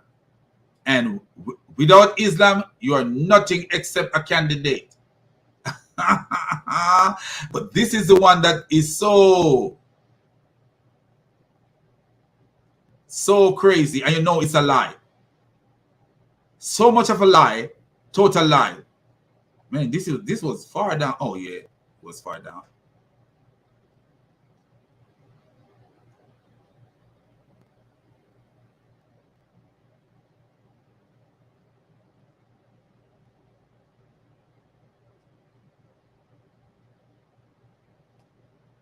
This is the one that is Islam guarantee you paradise in the hereafter, and in this world it guarantee you a peaceful life, free from immorality, peaceful life. Look at all the killing in Muslim country. Watch this. We don't have to go far to see. All you got to do, go into the search engine and put BOMB in MOSQUE in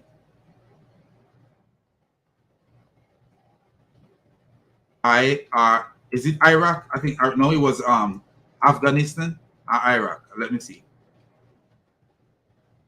I read it. I forget where it was. I think it is happened like days ago, not long ago. So if you go and say bomb in mosque in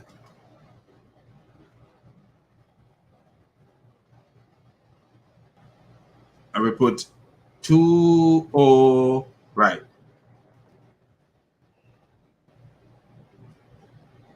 Friday, March 4. So you see that Friday, March 4, Afghan mass bombing caused dozens of casualties. And guess who? Guess who did the killing? Guess who is doing the killing? Bombing at Kabul Mosque kills 20, including prominent clergy. And guess what? 15 hours ago, this was written. Not opening it, I put a strike on my channel. But look, my friends, we don't sell lie here. Everything we do, but this guy is gonna tell you, oh, you live the most peaceful life. You must live the most peaceful life. Kabul mass blast kills over 20 Islamic State suspected. Do you see that? Islamic State suspected. And these clowns, they would say, oh, ISIS is not Muslims. Oh, yes, they are Muslims. Yes, they are Muslims. Islamic State considers certain Muslims as hypocrites, and that's why Muhammad, according to Muhammad, you should make war against the hypocrites. You don't have to be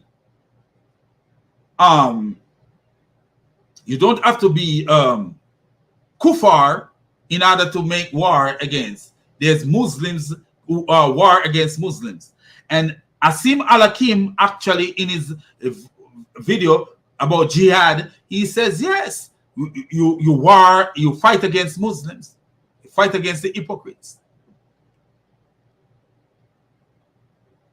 But you see, Afghan mass bombing. There's Afghan mass bombing 23 hours ago. Do you see? Bombing in mosque killed 10, including prominent clergy. But this clown is telling you, oh, Islam is peaceful. You live in peace when you're in Islam. Is that true? Watch this. If you go here and you see the peaceful Islam, you don't have to go far to see how peaceful Islam is. Watch this. Just go here and you put TREAATMENT of WOMEN in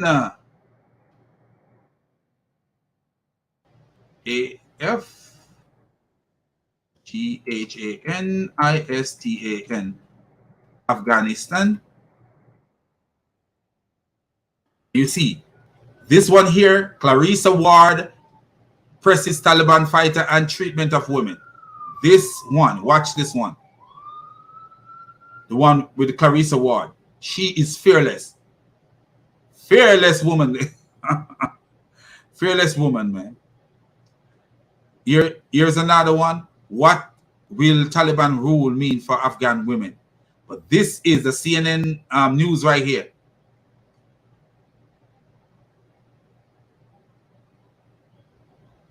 And see another one, 60-minute archive. Women describe life under Taliban. Watch them. Taliban issue harsh rules for Afghan women. And this clown is saying, oh, you live the most peaceful life. Peaceful life. Afghan women share stories of surviving abuse. Do you see that? Activist video show Taliban brutal treatment of women. Do you see that? Oh, you be a Muslim, you're so safe, man. Man, my brother, become a Muslim, you're safe like the president briefcase. That's how safe you are. You are so safe. You are safer than the safe itself. Wow. These guys are clown, man. These guys are clown. You know? So let's get back to the video with our brother Mashni, because I want to show something something from that video that Mashni says, because he shared the same opinion as I share. And it's an opinion because it's supported by, it can be supported. Too. The Arabs do too. No. I know the Arabs because I'm Arab. They do too, but they do it in secret. They do it in secret. So you know what the brother says? I know the Arabs because I am Arabs. They do it in secret. And sometimes you see the secret comes out. I've seen videos of Arab men paying prostitutes. Just like how you see they do it in the club. Remember when 50 Cent was out, when he just came out, and people used to throw money. I don't know if they still do it. People used to throw money. Women dancing and they throw money. I've seen videos of Arab men doing that while women are dancing. Whether a woman dance for you naked or a woman dance for you, it's still the same stupid sexual nastiness that men use to put women down. Arab men do the same thing. Muslim men do the same thing. Don't care how these clowns pretend as if they are more moral than you are. Not more moral.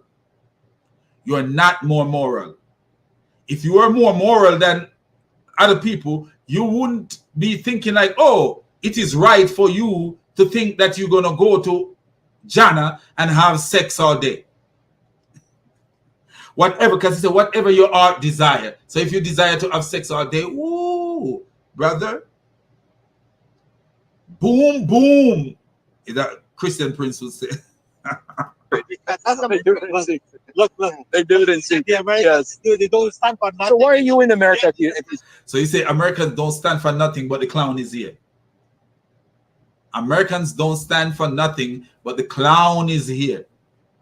It's like if I would be such a donkey to get up and say Americans don't stand for nothing. Everywhere you go in the world, you have the good and the bad together. That's how the world runs. And ain't nobody should be opening up their stupid mouth acting like they're better than another person. You're not. And this is why I call Muslims dawah preachers and people like this guy donkeys. Because what? You could see that their spirit is not right. The spirit that guide them is not right. When you started saying that, oh, I'm better, while you sit in the private of your home watching pornography. I'm better than the guy who go to the strip club while I sit in my private home watching pornography. Do you see? That's the Muslim mindset. Oh, I'm better than these American who because they have the ladies walk around and the ladies dress like this and that, and their men do this and they this and that. But guess what? You watching pornography. You watching pornography and doing these same things in secret, as Brother Mashni rightfully says. if you're so mad at Americans? Why are you so mad at Americans, man? Isn't America good to you? Yes, Isn't America good to you? Why are you so mad? And this is the bad thing about these people.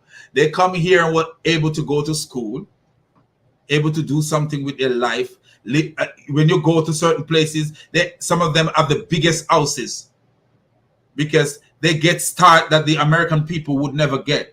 I'll be real with you. I didn't get none. I came here with $600 and something dollars that I save up. But they get start. A lot of them get start.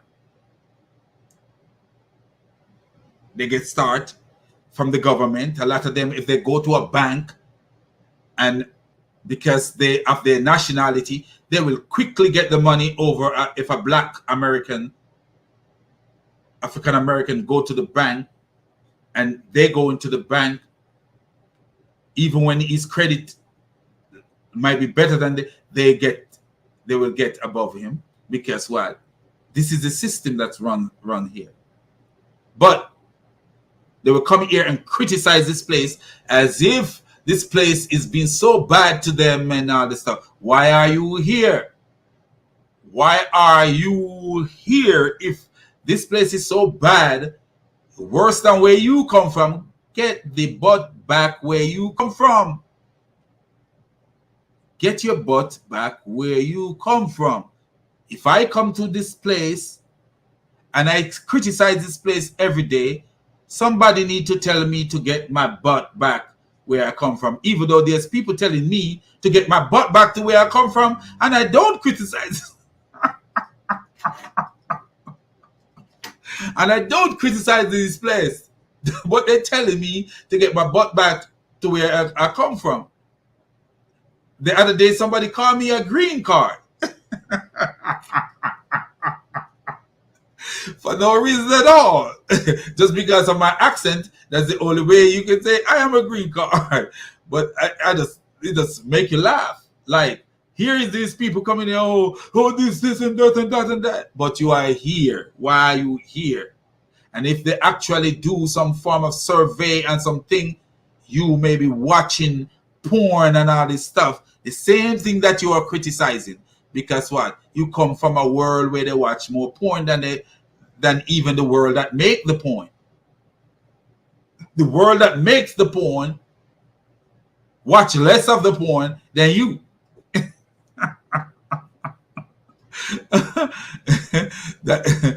So who knows, and this is why I says to be a hypocrite is the worst thing.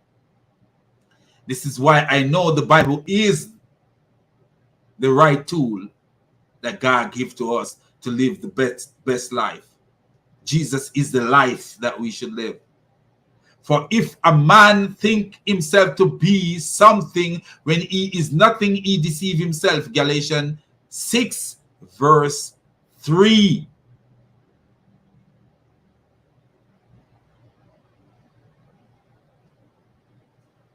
Do you see? Love that.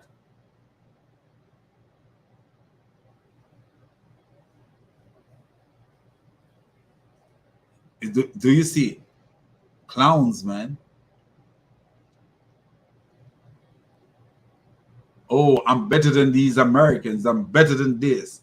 You're a clown. You're a clown. Anybody walk around saying they're better than Americans, they're better than, is a clown. And I often at my job and other places, this is one of the reasons I get into it with people. Especially when I just came here. I'm peaceful. I'm a peaceful, very, very peaceful person. But anytime I see you come with your discrimination and your racism and your no, I don't let it slide. I don't care where you are, I don't let it slide.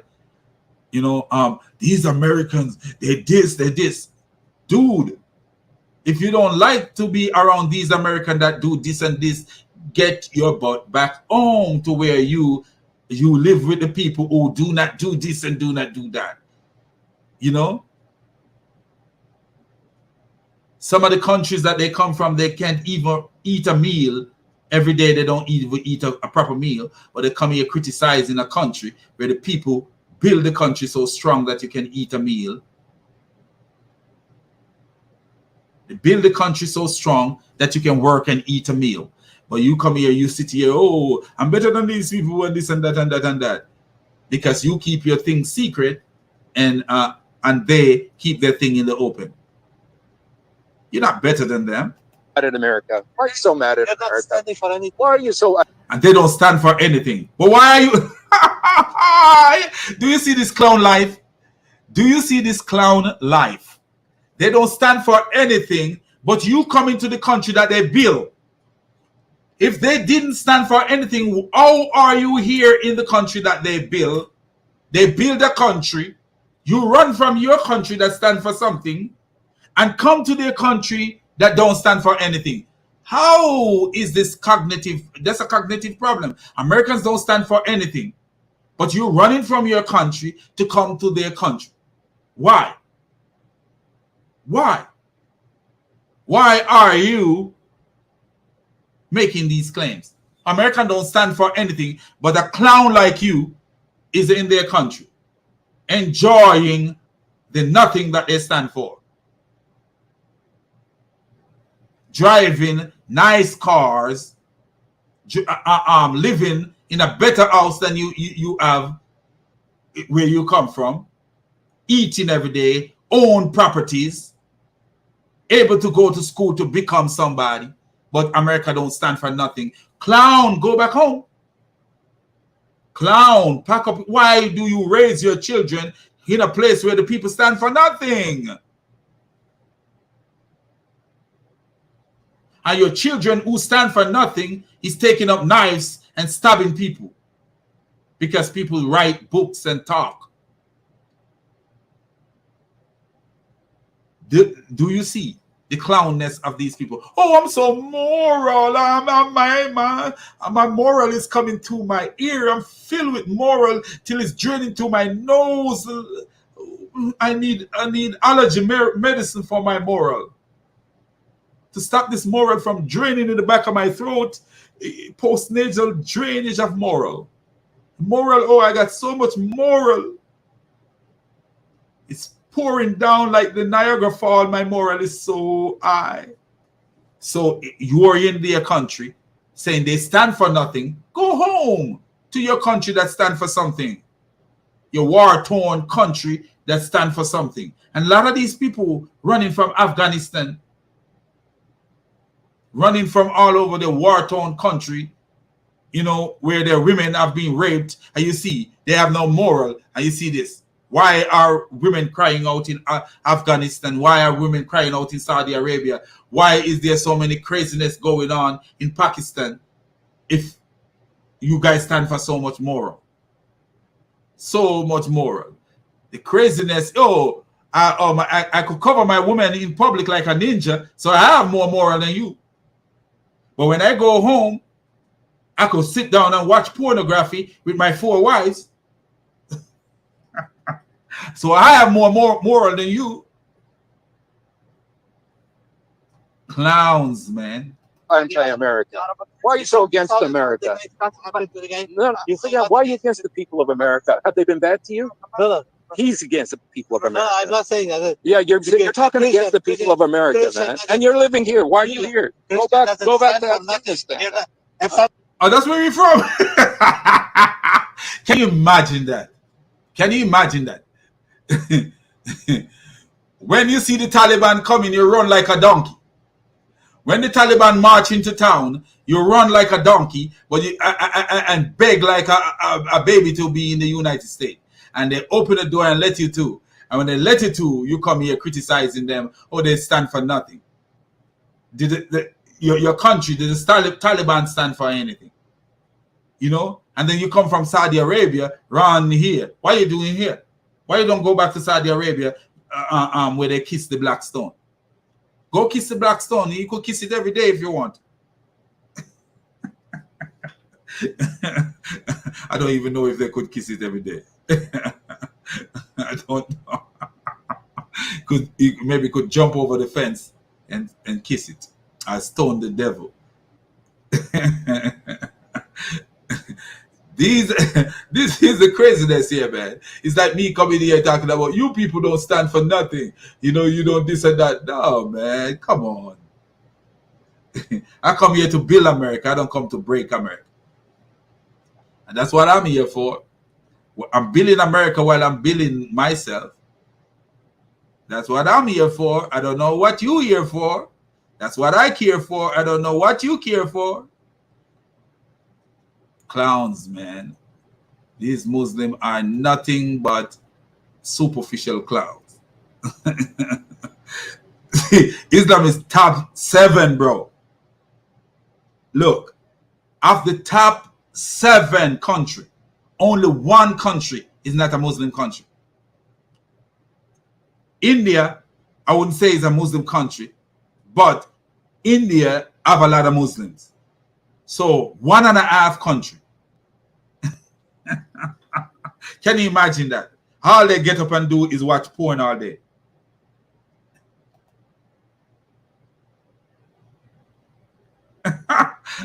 Shake and bake say, spare us anything but Steve singing. All right, brother. You know, but do you see the nonsense, man? This is what make Islam dangerous. Okay, let me see what he said. Speaking of Galatian, have you seen Red Donkey, aka Hamza?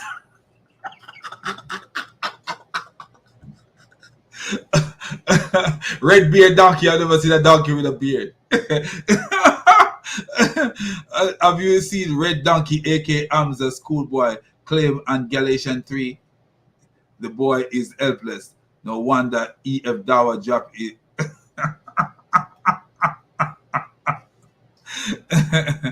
That boy, let me tell you, man. I'm gonna show you something.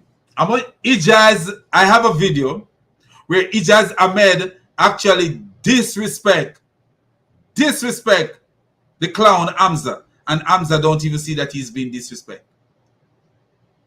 Ijaz Ahmed was speaking, and somebody say something that this guy wrote about Islam, and it's so sad. That is so sad.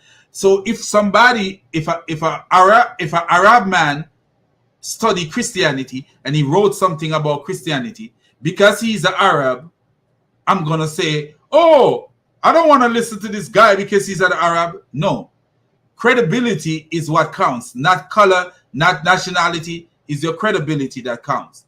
If you are a good doctor, whether you are black doctor, white doctor, Indian doctor, Chinese doctor, Arab doctor, you just a good doctor. That's what you are. Color and race have nothing to do with. Okay, my brother says, show us. Let me find it. Let me find it. I'm gonna show you how he disrespect him and don't even know he disrespect. He got disrespect and sit there like a clown. Don't even see that he got disrespect. Let me show you, my brother. Sad. Sad. And we show Ijaz is a racist clown, you know, and he racist to the point that his racism is bubbling over. His cup overflow with racism. Let me show you.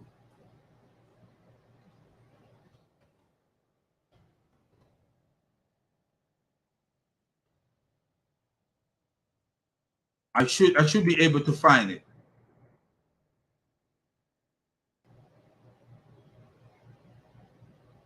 Okay, so there's the first one. There's the first one.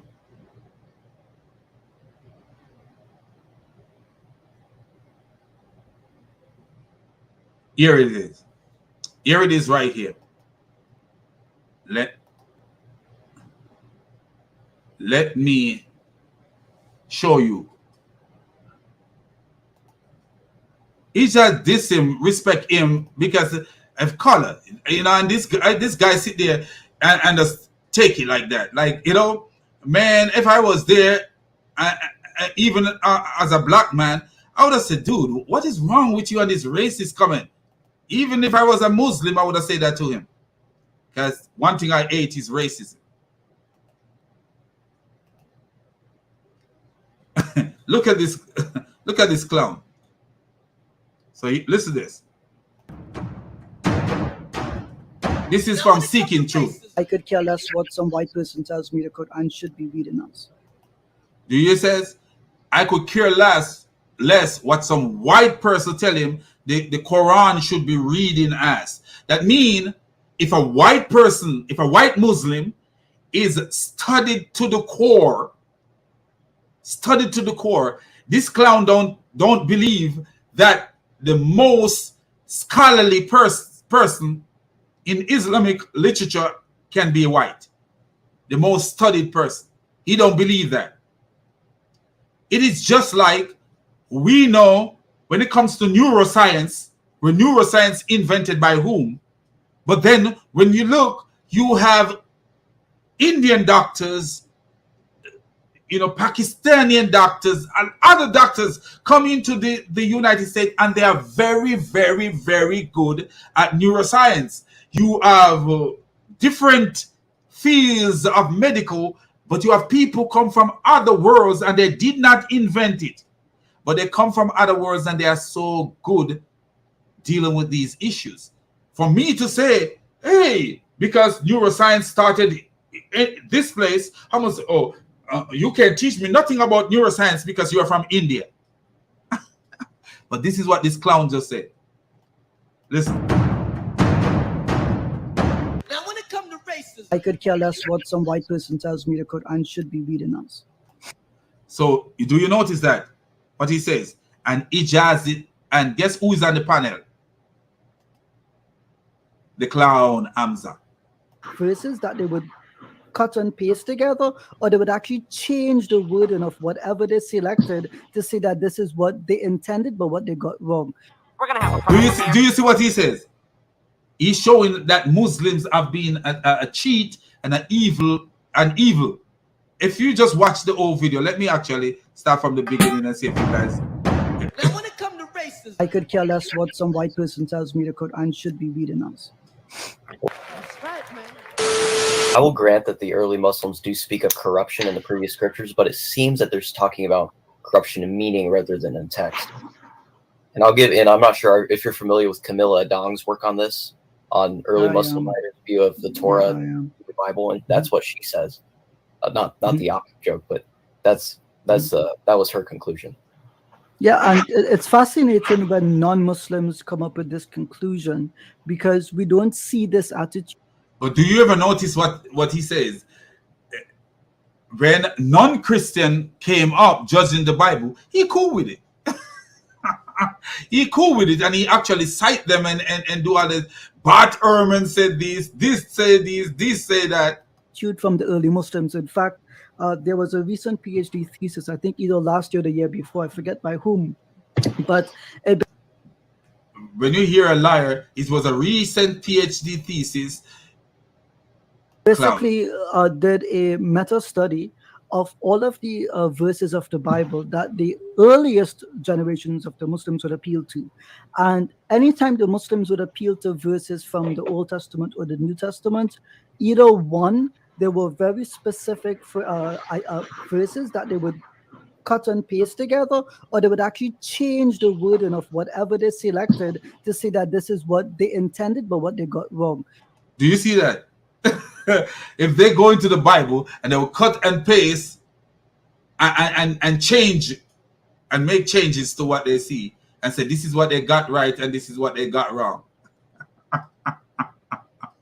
Wow, aren't they beautiful? So they're showing you that Muslims are crooked and immoral from the beginning. This is immorality too, because immorality is for you to change something that you have no business changing.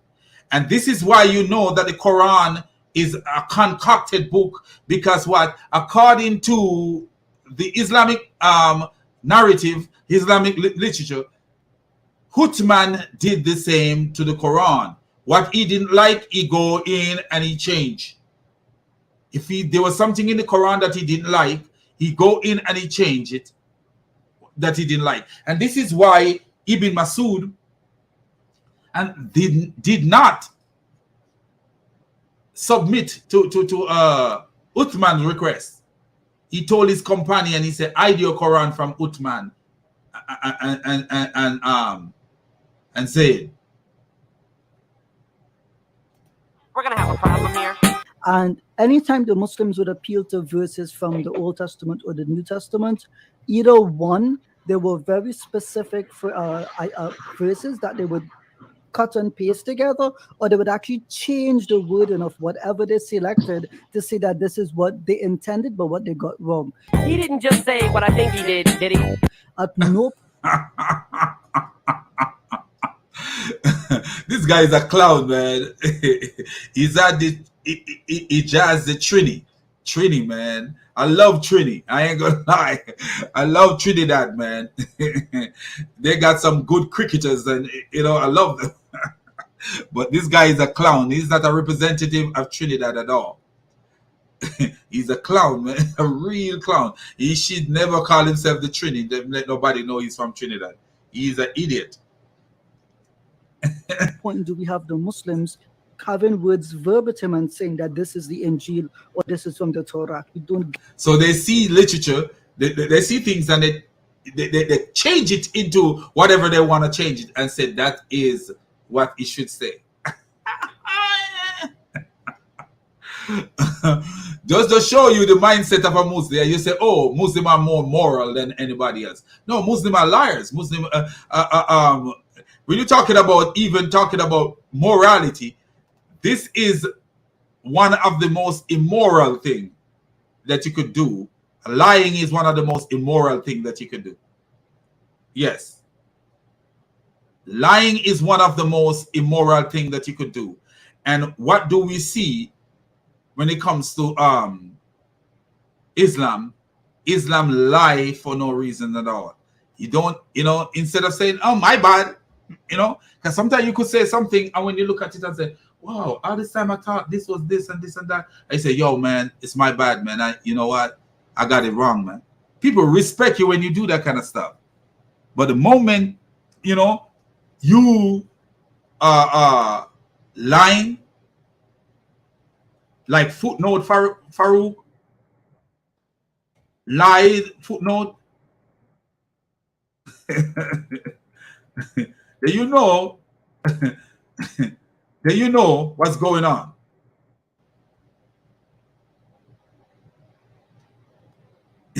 Here is another immorality. So this is how immoral these people are, that they just lie, blatantly lie out for no reason at all, even though there should be no reason that you lie, but blatantly just lying. Here is the proof that Islam have no morality, because this man is a public figure. Video being seen by literally millions of a million people, because people share his video on other channel and stuff. And look at this.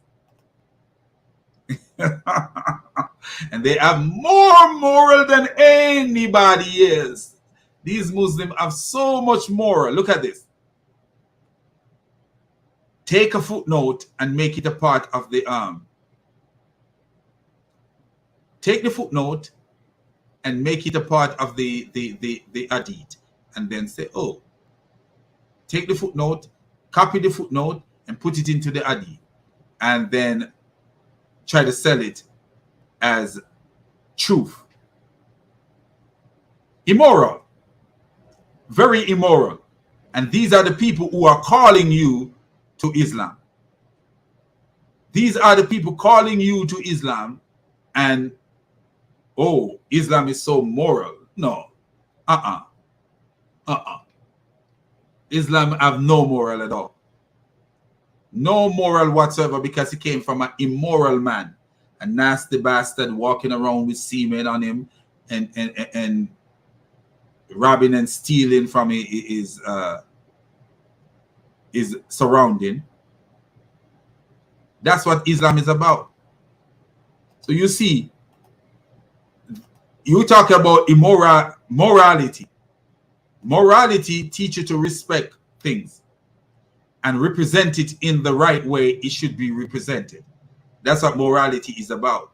But here it is, Ijaz is telling us that Islam have no moral. Get this, any of the writings of the early Muslims. And that's what stands out. Here's the thing, right? Let's be a bit realistic here. Had that been the case, that they took these things to be from God themselves, when Muslims give fatwa, when they issue laws and opinions, then we draw on sources. Right? And do you see how he smiled? This is like a wasted brain cell, because this guy have the ability to be intelligent, but he chooses to be ignorant and stupid. You know, this is like wasted brain right here. This guy have the ability to be great, but guess what he did? Waste this brain cell on Islam. If you listen to the way the guy talk and the guy present things, you know he have the ability to be great, but guess what? He's so stupid that he present lies and stupidity in the most beautiful way. When I say beautiful, I mean eloquent speech. But all he's telling you is how deceptive Islam is. Most eloquent speech. Watch this. Listen to the guy again. Together, or they would actually change the wording of whatever they selected to say that this is what they intended, but what they got wrong. So they would go into the Bible to read something from the Bible, and they would change, when they translate it into their English thing, their Arabic stuff, they would change the meaning to what they believe he should have said. And then Eminem said, he didn't say that, did he? Didn't just say what I think he did he? Clown, man. His glass is big like my head, and I have a big head. His glasses is as big as my head, man. The brother, you know, when I say brother in humanity, and a brother as a Caribbean man, have the ability to be great because he was given the gift of intelligence. But you know, he take his intelligent gift and use it to promote stupidity. So eloquently, he would speak eloquently. Eloquently, he would speak. And guess what? Speaking deception, telling you how deceptive Muslims are. And then this clown says, ooh, Islam is moral. Let me read what he says. I think I don't have it up right now. But he says, Islam give you moral or whatever in this life or whatever. More, this you call moral. Where you're teaching us that even the Muslims from back then were deceptive. What a beautiful Muslim. At no point do we have the Muslims having words verbatim and saying that this is the Injil or this is from the Torah. We don't get this any. So they don't know what the Injil is, but guess what they do? They take they don't know what this so-called Injil is, but they would take part of the Bible or the scripture and they would make it into their own what it should say. And look at this, as you call him, the red donkey.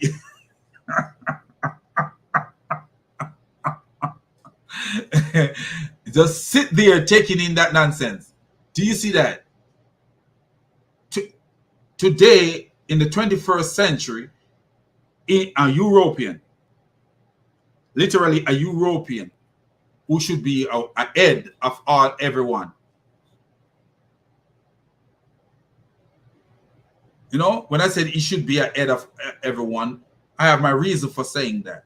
But not because I'm racist, but, you know, because it's true. He should be a head. Especially of people like me and him. We are third worlders. We are third worlders. And when you're third worlder, I never have access to a computer, only when I go to school and we have computer class and like what? 45 minutes of computer one time a week. I never have access to a computer until I come to the United States. Do you see? So that's why I said it.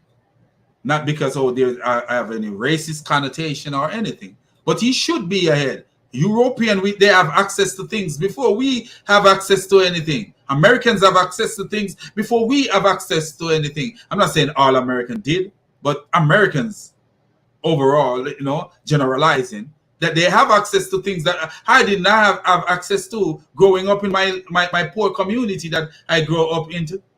Not that there were not any Jamaicans that have access to these things, you know, but Jamaicans who are rich and travel to the United States. Rich. We're talking about Westgate Hills, places like that. You know, we're not talking about my community where I'm from. From my community, we don't have access to these things. We didn't even have shoes to put on our feet sometimes. Man, don't let me start. You know, but that is what I'm talking about. It's not like it's because of his color. That's if he was black or European, I would have said the same thing. But they have access to these things.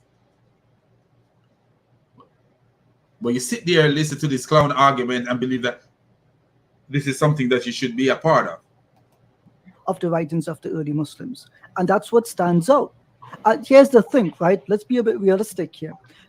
had that been the case, that they took these things to be from God themselves, when Muslims give fatwa, when they issue laws and opinions, then we draw on sources. Oh, Right? look at him. He believes he said something so great. You know, sometimes you have a speech and something, you know, and like we were talking about Jesus or something like that. And the sweetness of Jesus reached to you, your heart or your mind, how kind and sweet Jesus is. And you smile, you know, because those are the things that affect me that way. But you see how we smile like that. That's the kind of thing that affect me when I think about things that God have done, and you make you smile while you're talking. Or you will even sit by yourself. People be like, "What are you smiling about? Share that with me." You know, sometimes you can share, sometimes you can't share, because it's personal to you, and you got to be careful who you're dealing with. You know, you mention God to some people, and then you become angry because of their response. You know, so you don't want them to take away your joy. So you just say, it's cool. You know, I'm cool. I just remember something and it made me smile. You know, and that's it. But look at that smile on his face when they eschew laws. And he believed he was saying, he said something so beautiful. Right? Ah, that's quite a hole you're digging. Like you.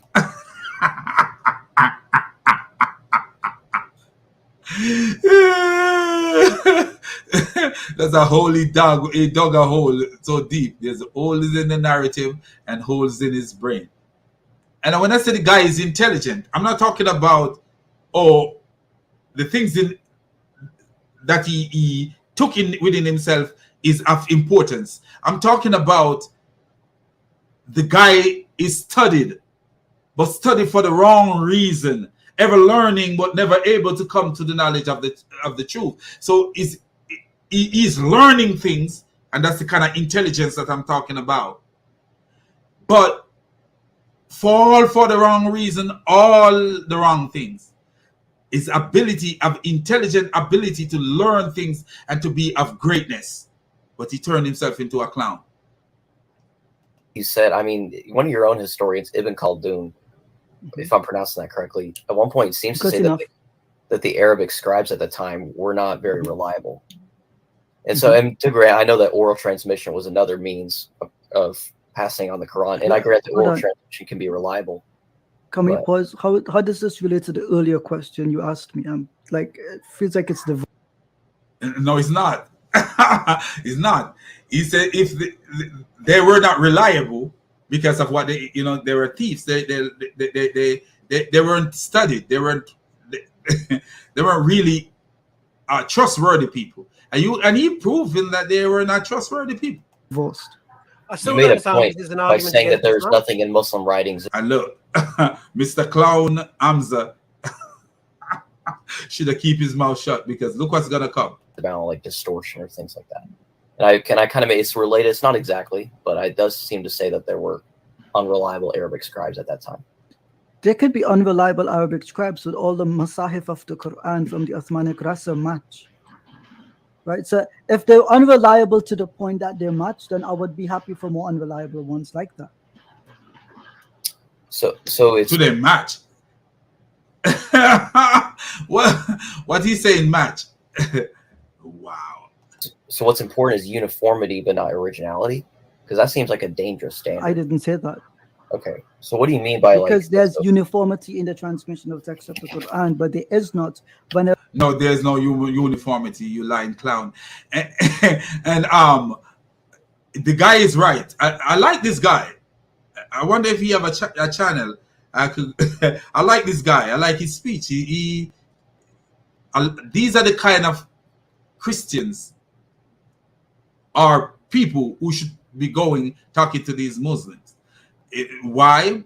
Because you are challenging them, not people who go there and conform to their ways and behave like a clown. Like, you know, some of the Muslim I see going to these channels. Some of the quote unquote Christian I see go to these channels. Whenever Muslim scholars would quote the Bible, they were selective in what they quoted, and they actively amended, E-M-E-N-D-E-D, not amended, but amended what they quoted. thus demonstrating that they did not Look at this. E-M-E-N-D-E-D. If you look at the word amended, this is key right here, man. Amended, make correction and improvement to a text. So you make correction and improvement to a text, but do they have an angel? Do they have a so-called angel? Do they know the angel? Can they find a copy of the angel? So how can you amend, make correction or improve to a text when you don't know what the text says? So these studies show him collating manuscript and amending text. Collating manuscripts and amending text. Alter something in such a way as to correct it. How can you correct something that you don't know what the original is? You weren't there to see what the original is. A person can alter something or correct something if they know what the correct thing is. So for you to take a biblical manuscript or a biblical text and amend it, how can you amend something that you don't know?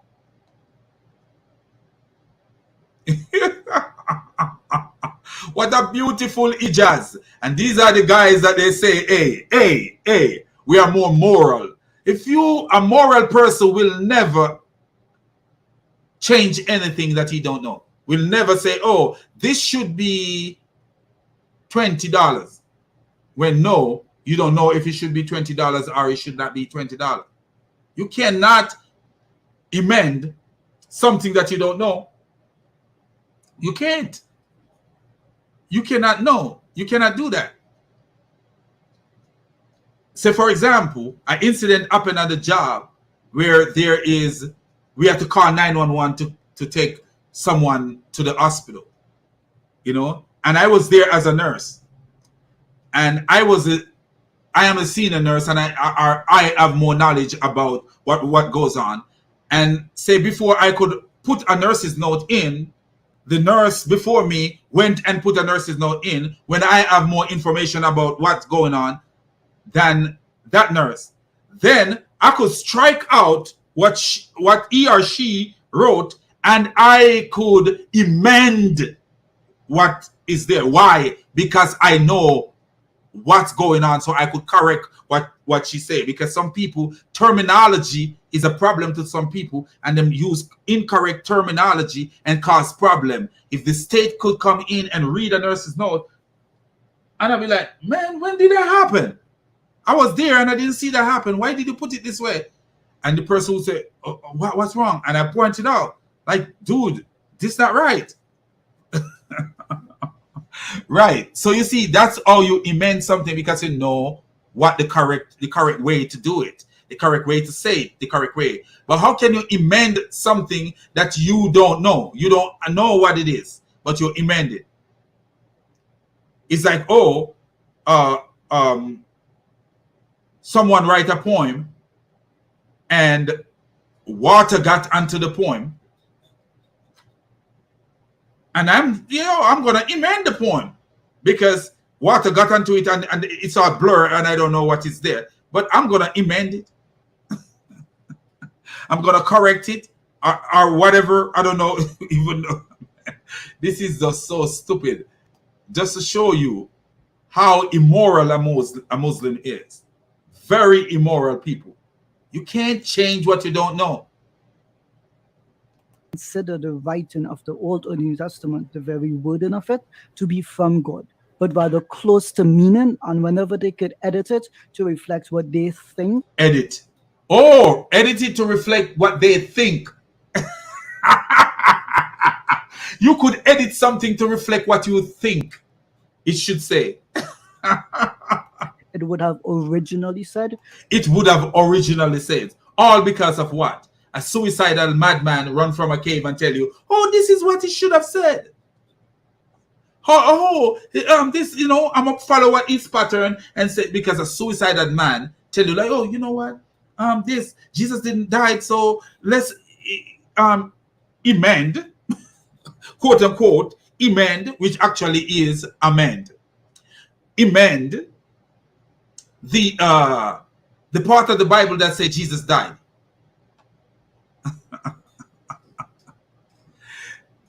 If these people were so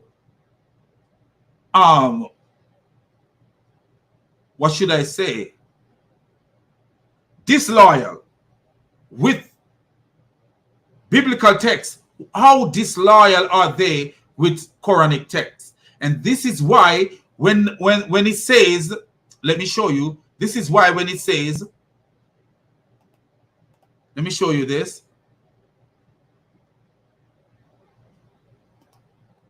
This is why when he says this, I totally believe, because he is helping us to show that this is what Islam is about, immorality and lies. Immorality and lies, because how can you amend something that you don't know?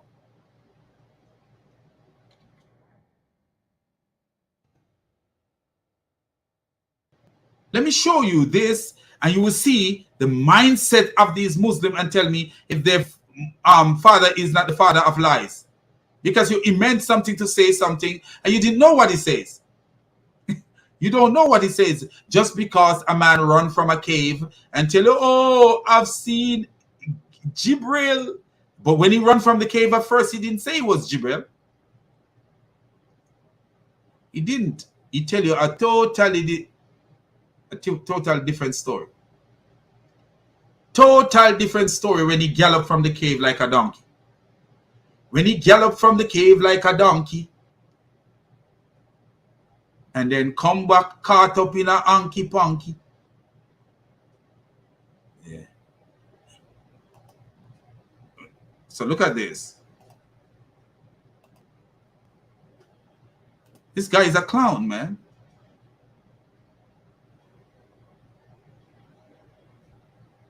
Here we are. Abu Muhammad said, this is the description of Uthman's work that was compiled in the presence of his companion whilst copying the Mus'haf. He burned what he burned from them, from what he had changed intentionally or by mistake. Do you see that?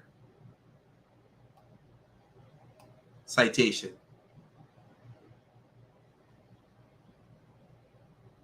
How can you trust them with their own literature if they cannot be trustworthy with other people's literature? So if they go into the Quran and they see something, they will say, oh, I remember the Prophet said this, so it should never be like this. Let's change it to this. And that's what Uthman did, according to this citation. This source.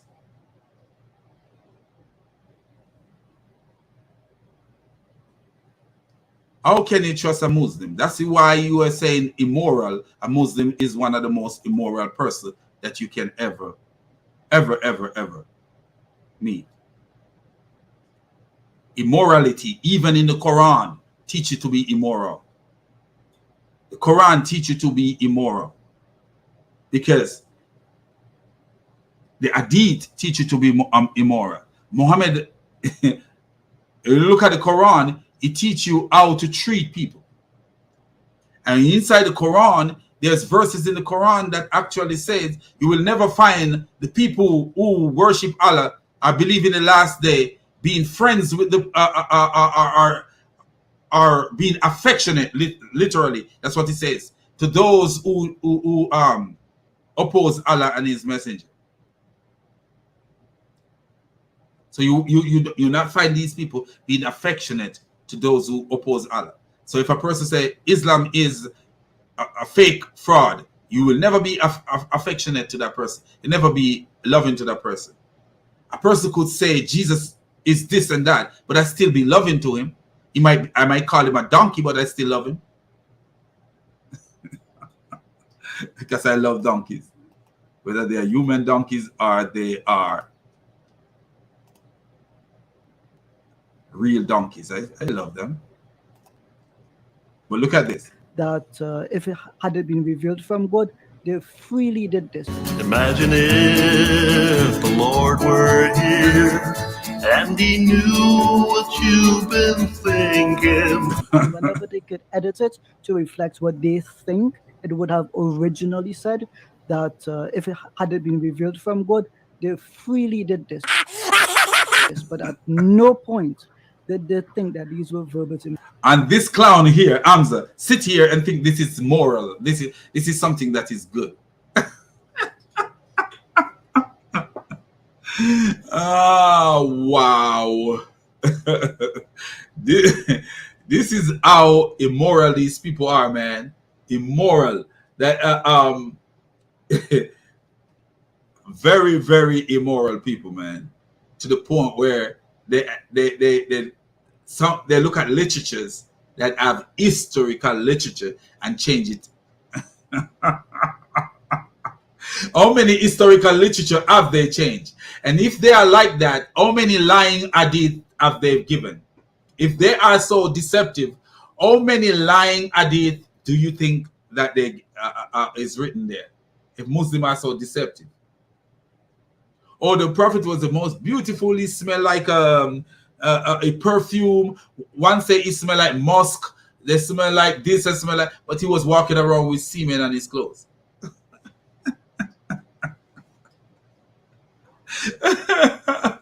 Dried up semen on him that she used to Aisha used to scrape off, but he was smelling so beautiful.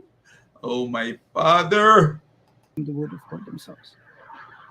So isn't that, wouldn't you say that's a little bit dishonest to be like just picking and choosing, or not picking and choosing, but right, dishonest. And this is what this stream is about. And it's so funny that we actually took another clip. I took a video that I didn't even think about adding to the stream. It was just to show that this guy is a racist idiot. And here it is, showing how much Muslims are dishonest.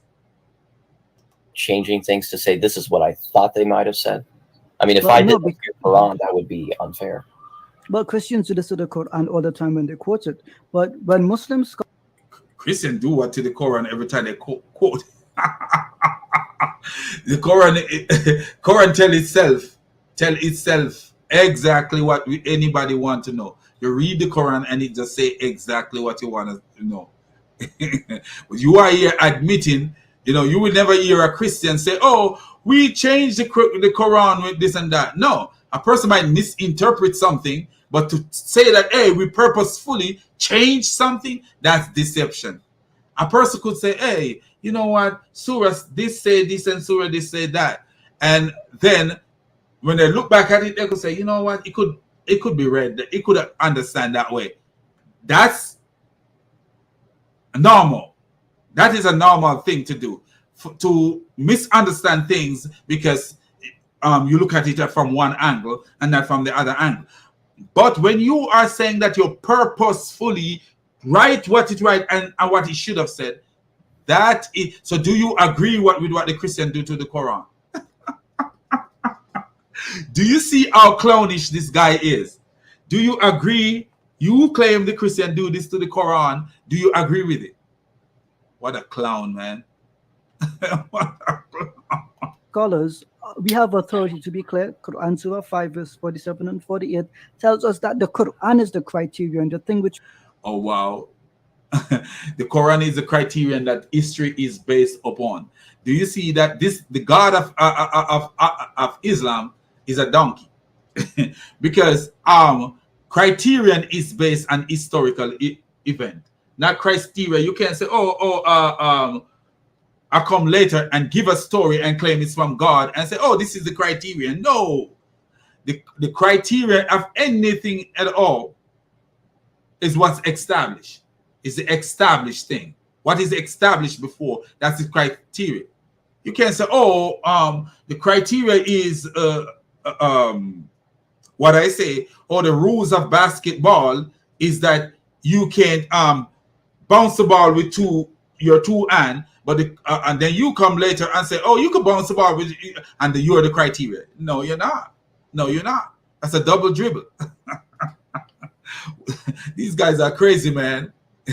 You know, I remember one time, I don't know if anybody remember, when the US just started, I won't say just started, but when they were showing an interest, when they just started showing an interest in soccer,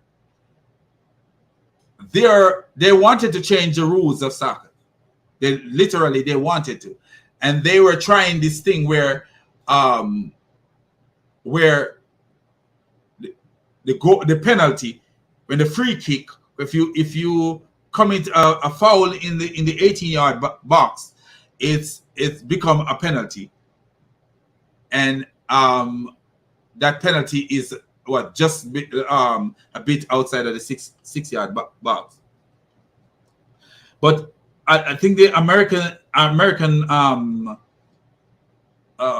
Soccer Association, or whatever they call it, did not like that rule, so they were trying to come up with their own rule where you start from midfield, you start attacking from midfield. When you commit a penalty, you start attacking from midfield, and then if you score, then that would be the goal. You know, in one sense, the only when we were discussing that thing, I remember saying it would be okay if it was done if it was done from when you have a goalless draw, that would be okay, you know. But what would be the criterion? The criterion is the FIFA rule, you know, that was set.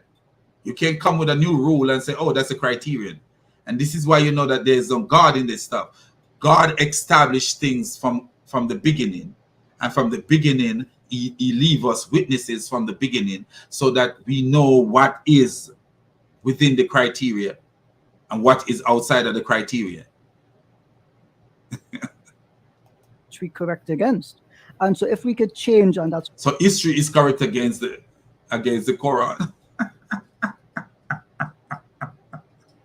Wow. This God ate history, man. This God is the God who ate history. And anybody who ate history is an evil person.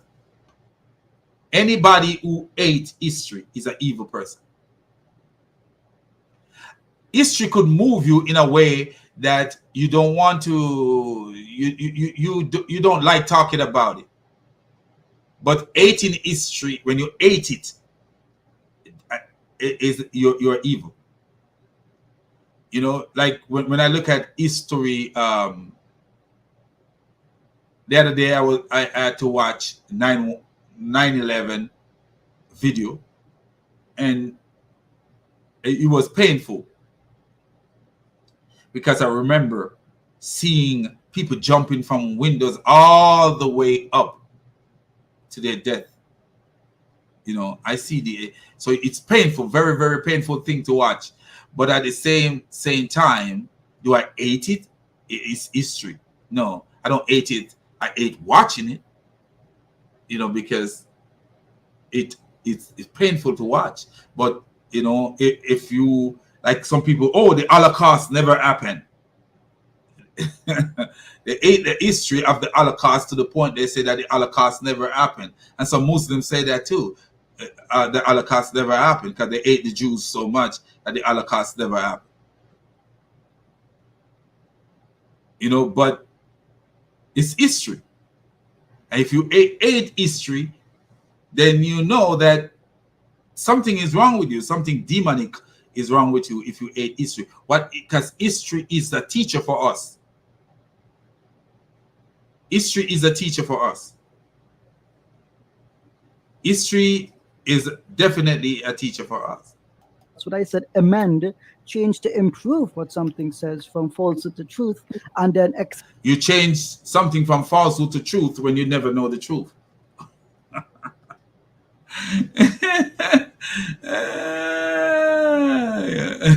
So the truth is based on what one man said who was never there. Oh, I heard it from God. It's just like, oh, Christopher Columbus discovered Jamaica. You know, Christopher Columbus discovered Jamaica in 1494.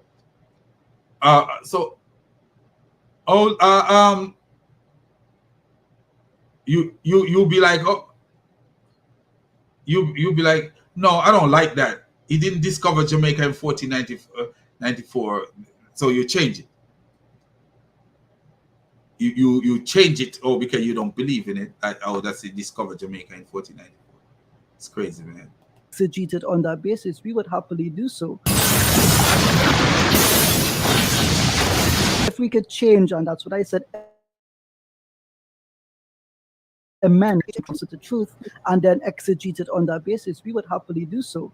Do you hear what I hear? But we exegete something you change. How can you exegete? How can you exegete something that you change?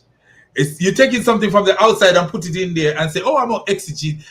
Bro, you need a slap in the back of your head, man. I don't think you drink a lot of coconut water when you were a child.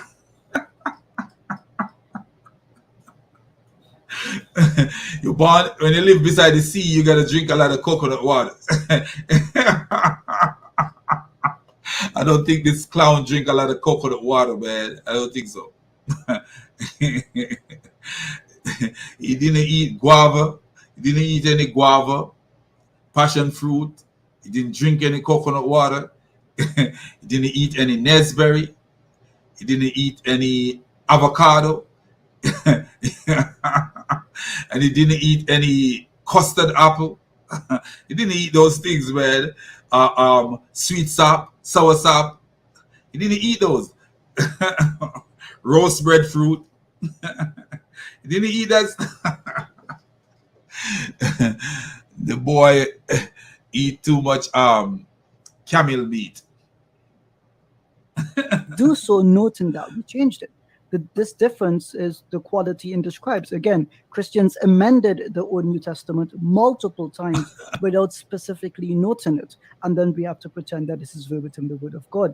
We were actually clear in what we said and did. Again, we did this not with saying that this is scripture, but this reflected most likely what God had revealed to them. So we are restoring what you had changed. I'd buy that for $1. So we are restoring what you had changed. 12 seconds later. So you made a point about the word Muhammad in the Quran being a criteria. Yes. William Lane's Arabic lexicon doesn't seem to give that definition for that word. And why would I care what Lane's lexicon would have to say about this? This is how Muslims have universally understood the meaning of this word in our tafsir literature, the criterion, the authority. I could care less what some white person tells me the Quran should be reading as. Wow. Jake is a white person. The clown Hamza is a white person. He says that he could care what a white person tell you. So race have to do with your knowledge. Wow. It's just low-level apologetics. And he is unfazed by that stuff. Look at this clown sitting here, unfazed by racism. What a beautiful religion it is. What a moral religion. The Muslims are such liars, man.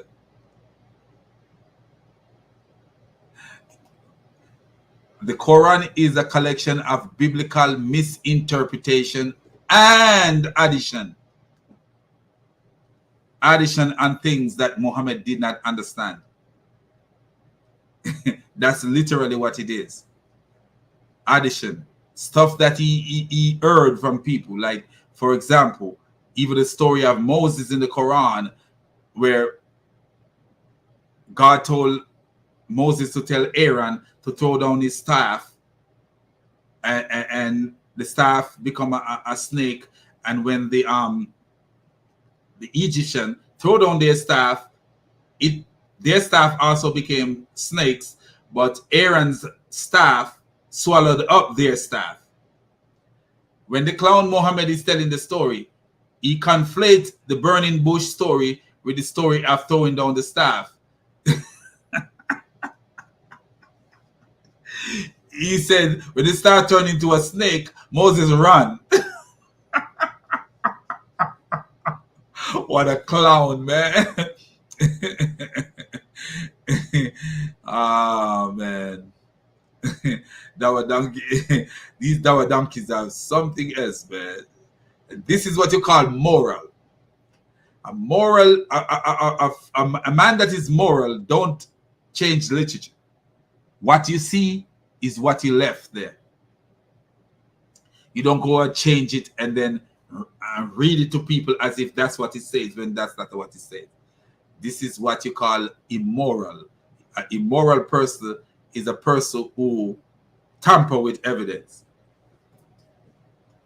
Yes, you tamper with evidence, you are immoral. Can you imagine? You could trust people like that to go to court with them, you know, to tell the truth about something that happened to you? Hell to the no. So I want to say, man, our praises to the triune God, the God who is above all gods, the God who gives us wisdom to decipher things and to make sense of sensible things and to make nonsense of things that are nonsense. And Islam is nothing but nonsense. So I want to say peace out, man. And at later tonight, you know, if I promised that yesterday I would have a open mic session. Anybody want to come and discuss religion, they could come and talk, you know, Muslims. But something happened yesterday. I actually went out for dinner and by the time and shopping, and by the time shopping for food, not for clothes, you know, grocery shopping. And by the time I come back, it was a little bit too late for me to start.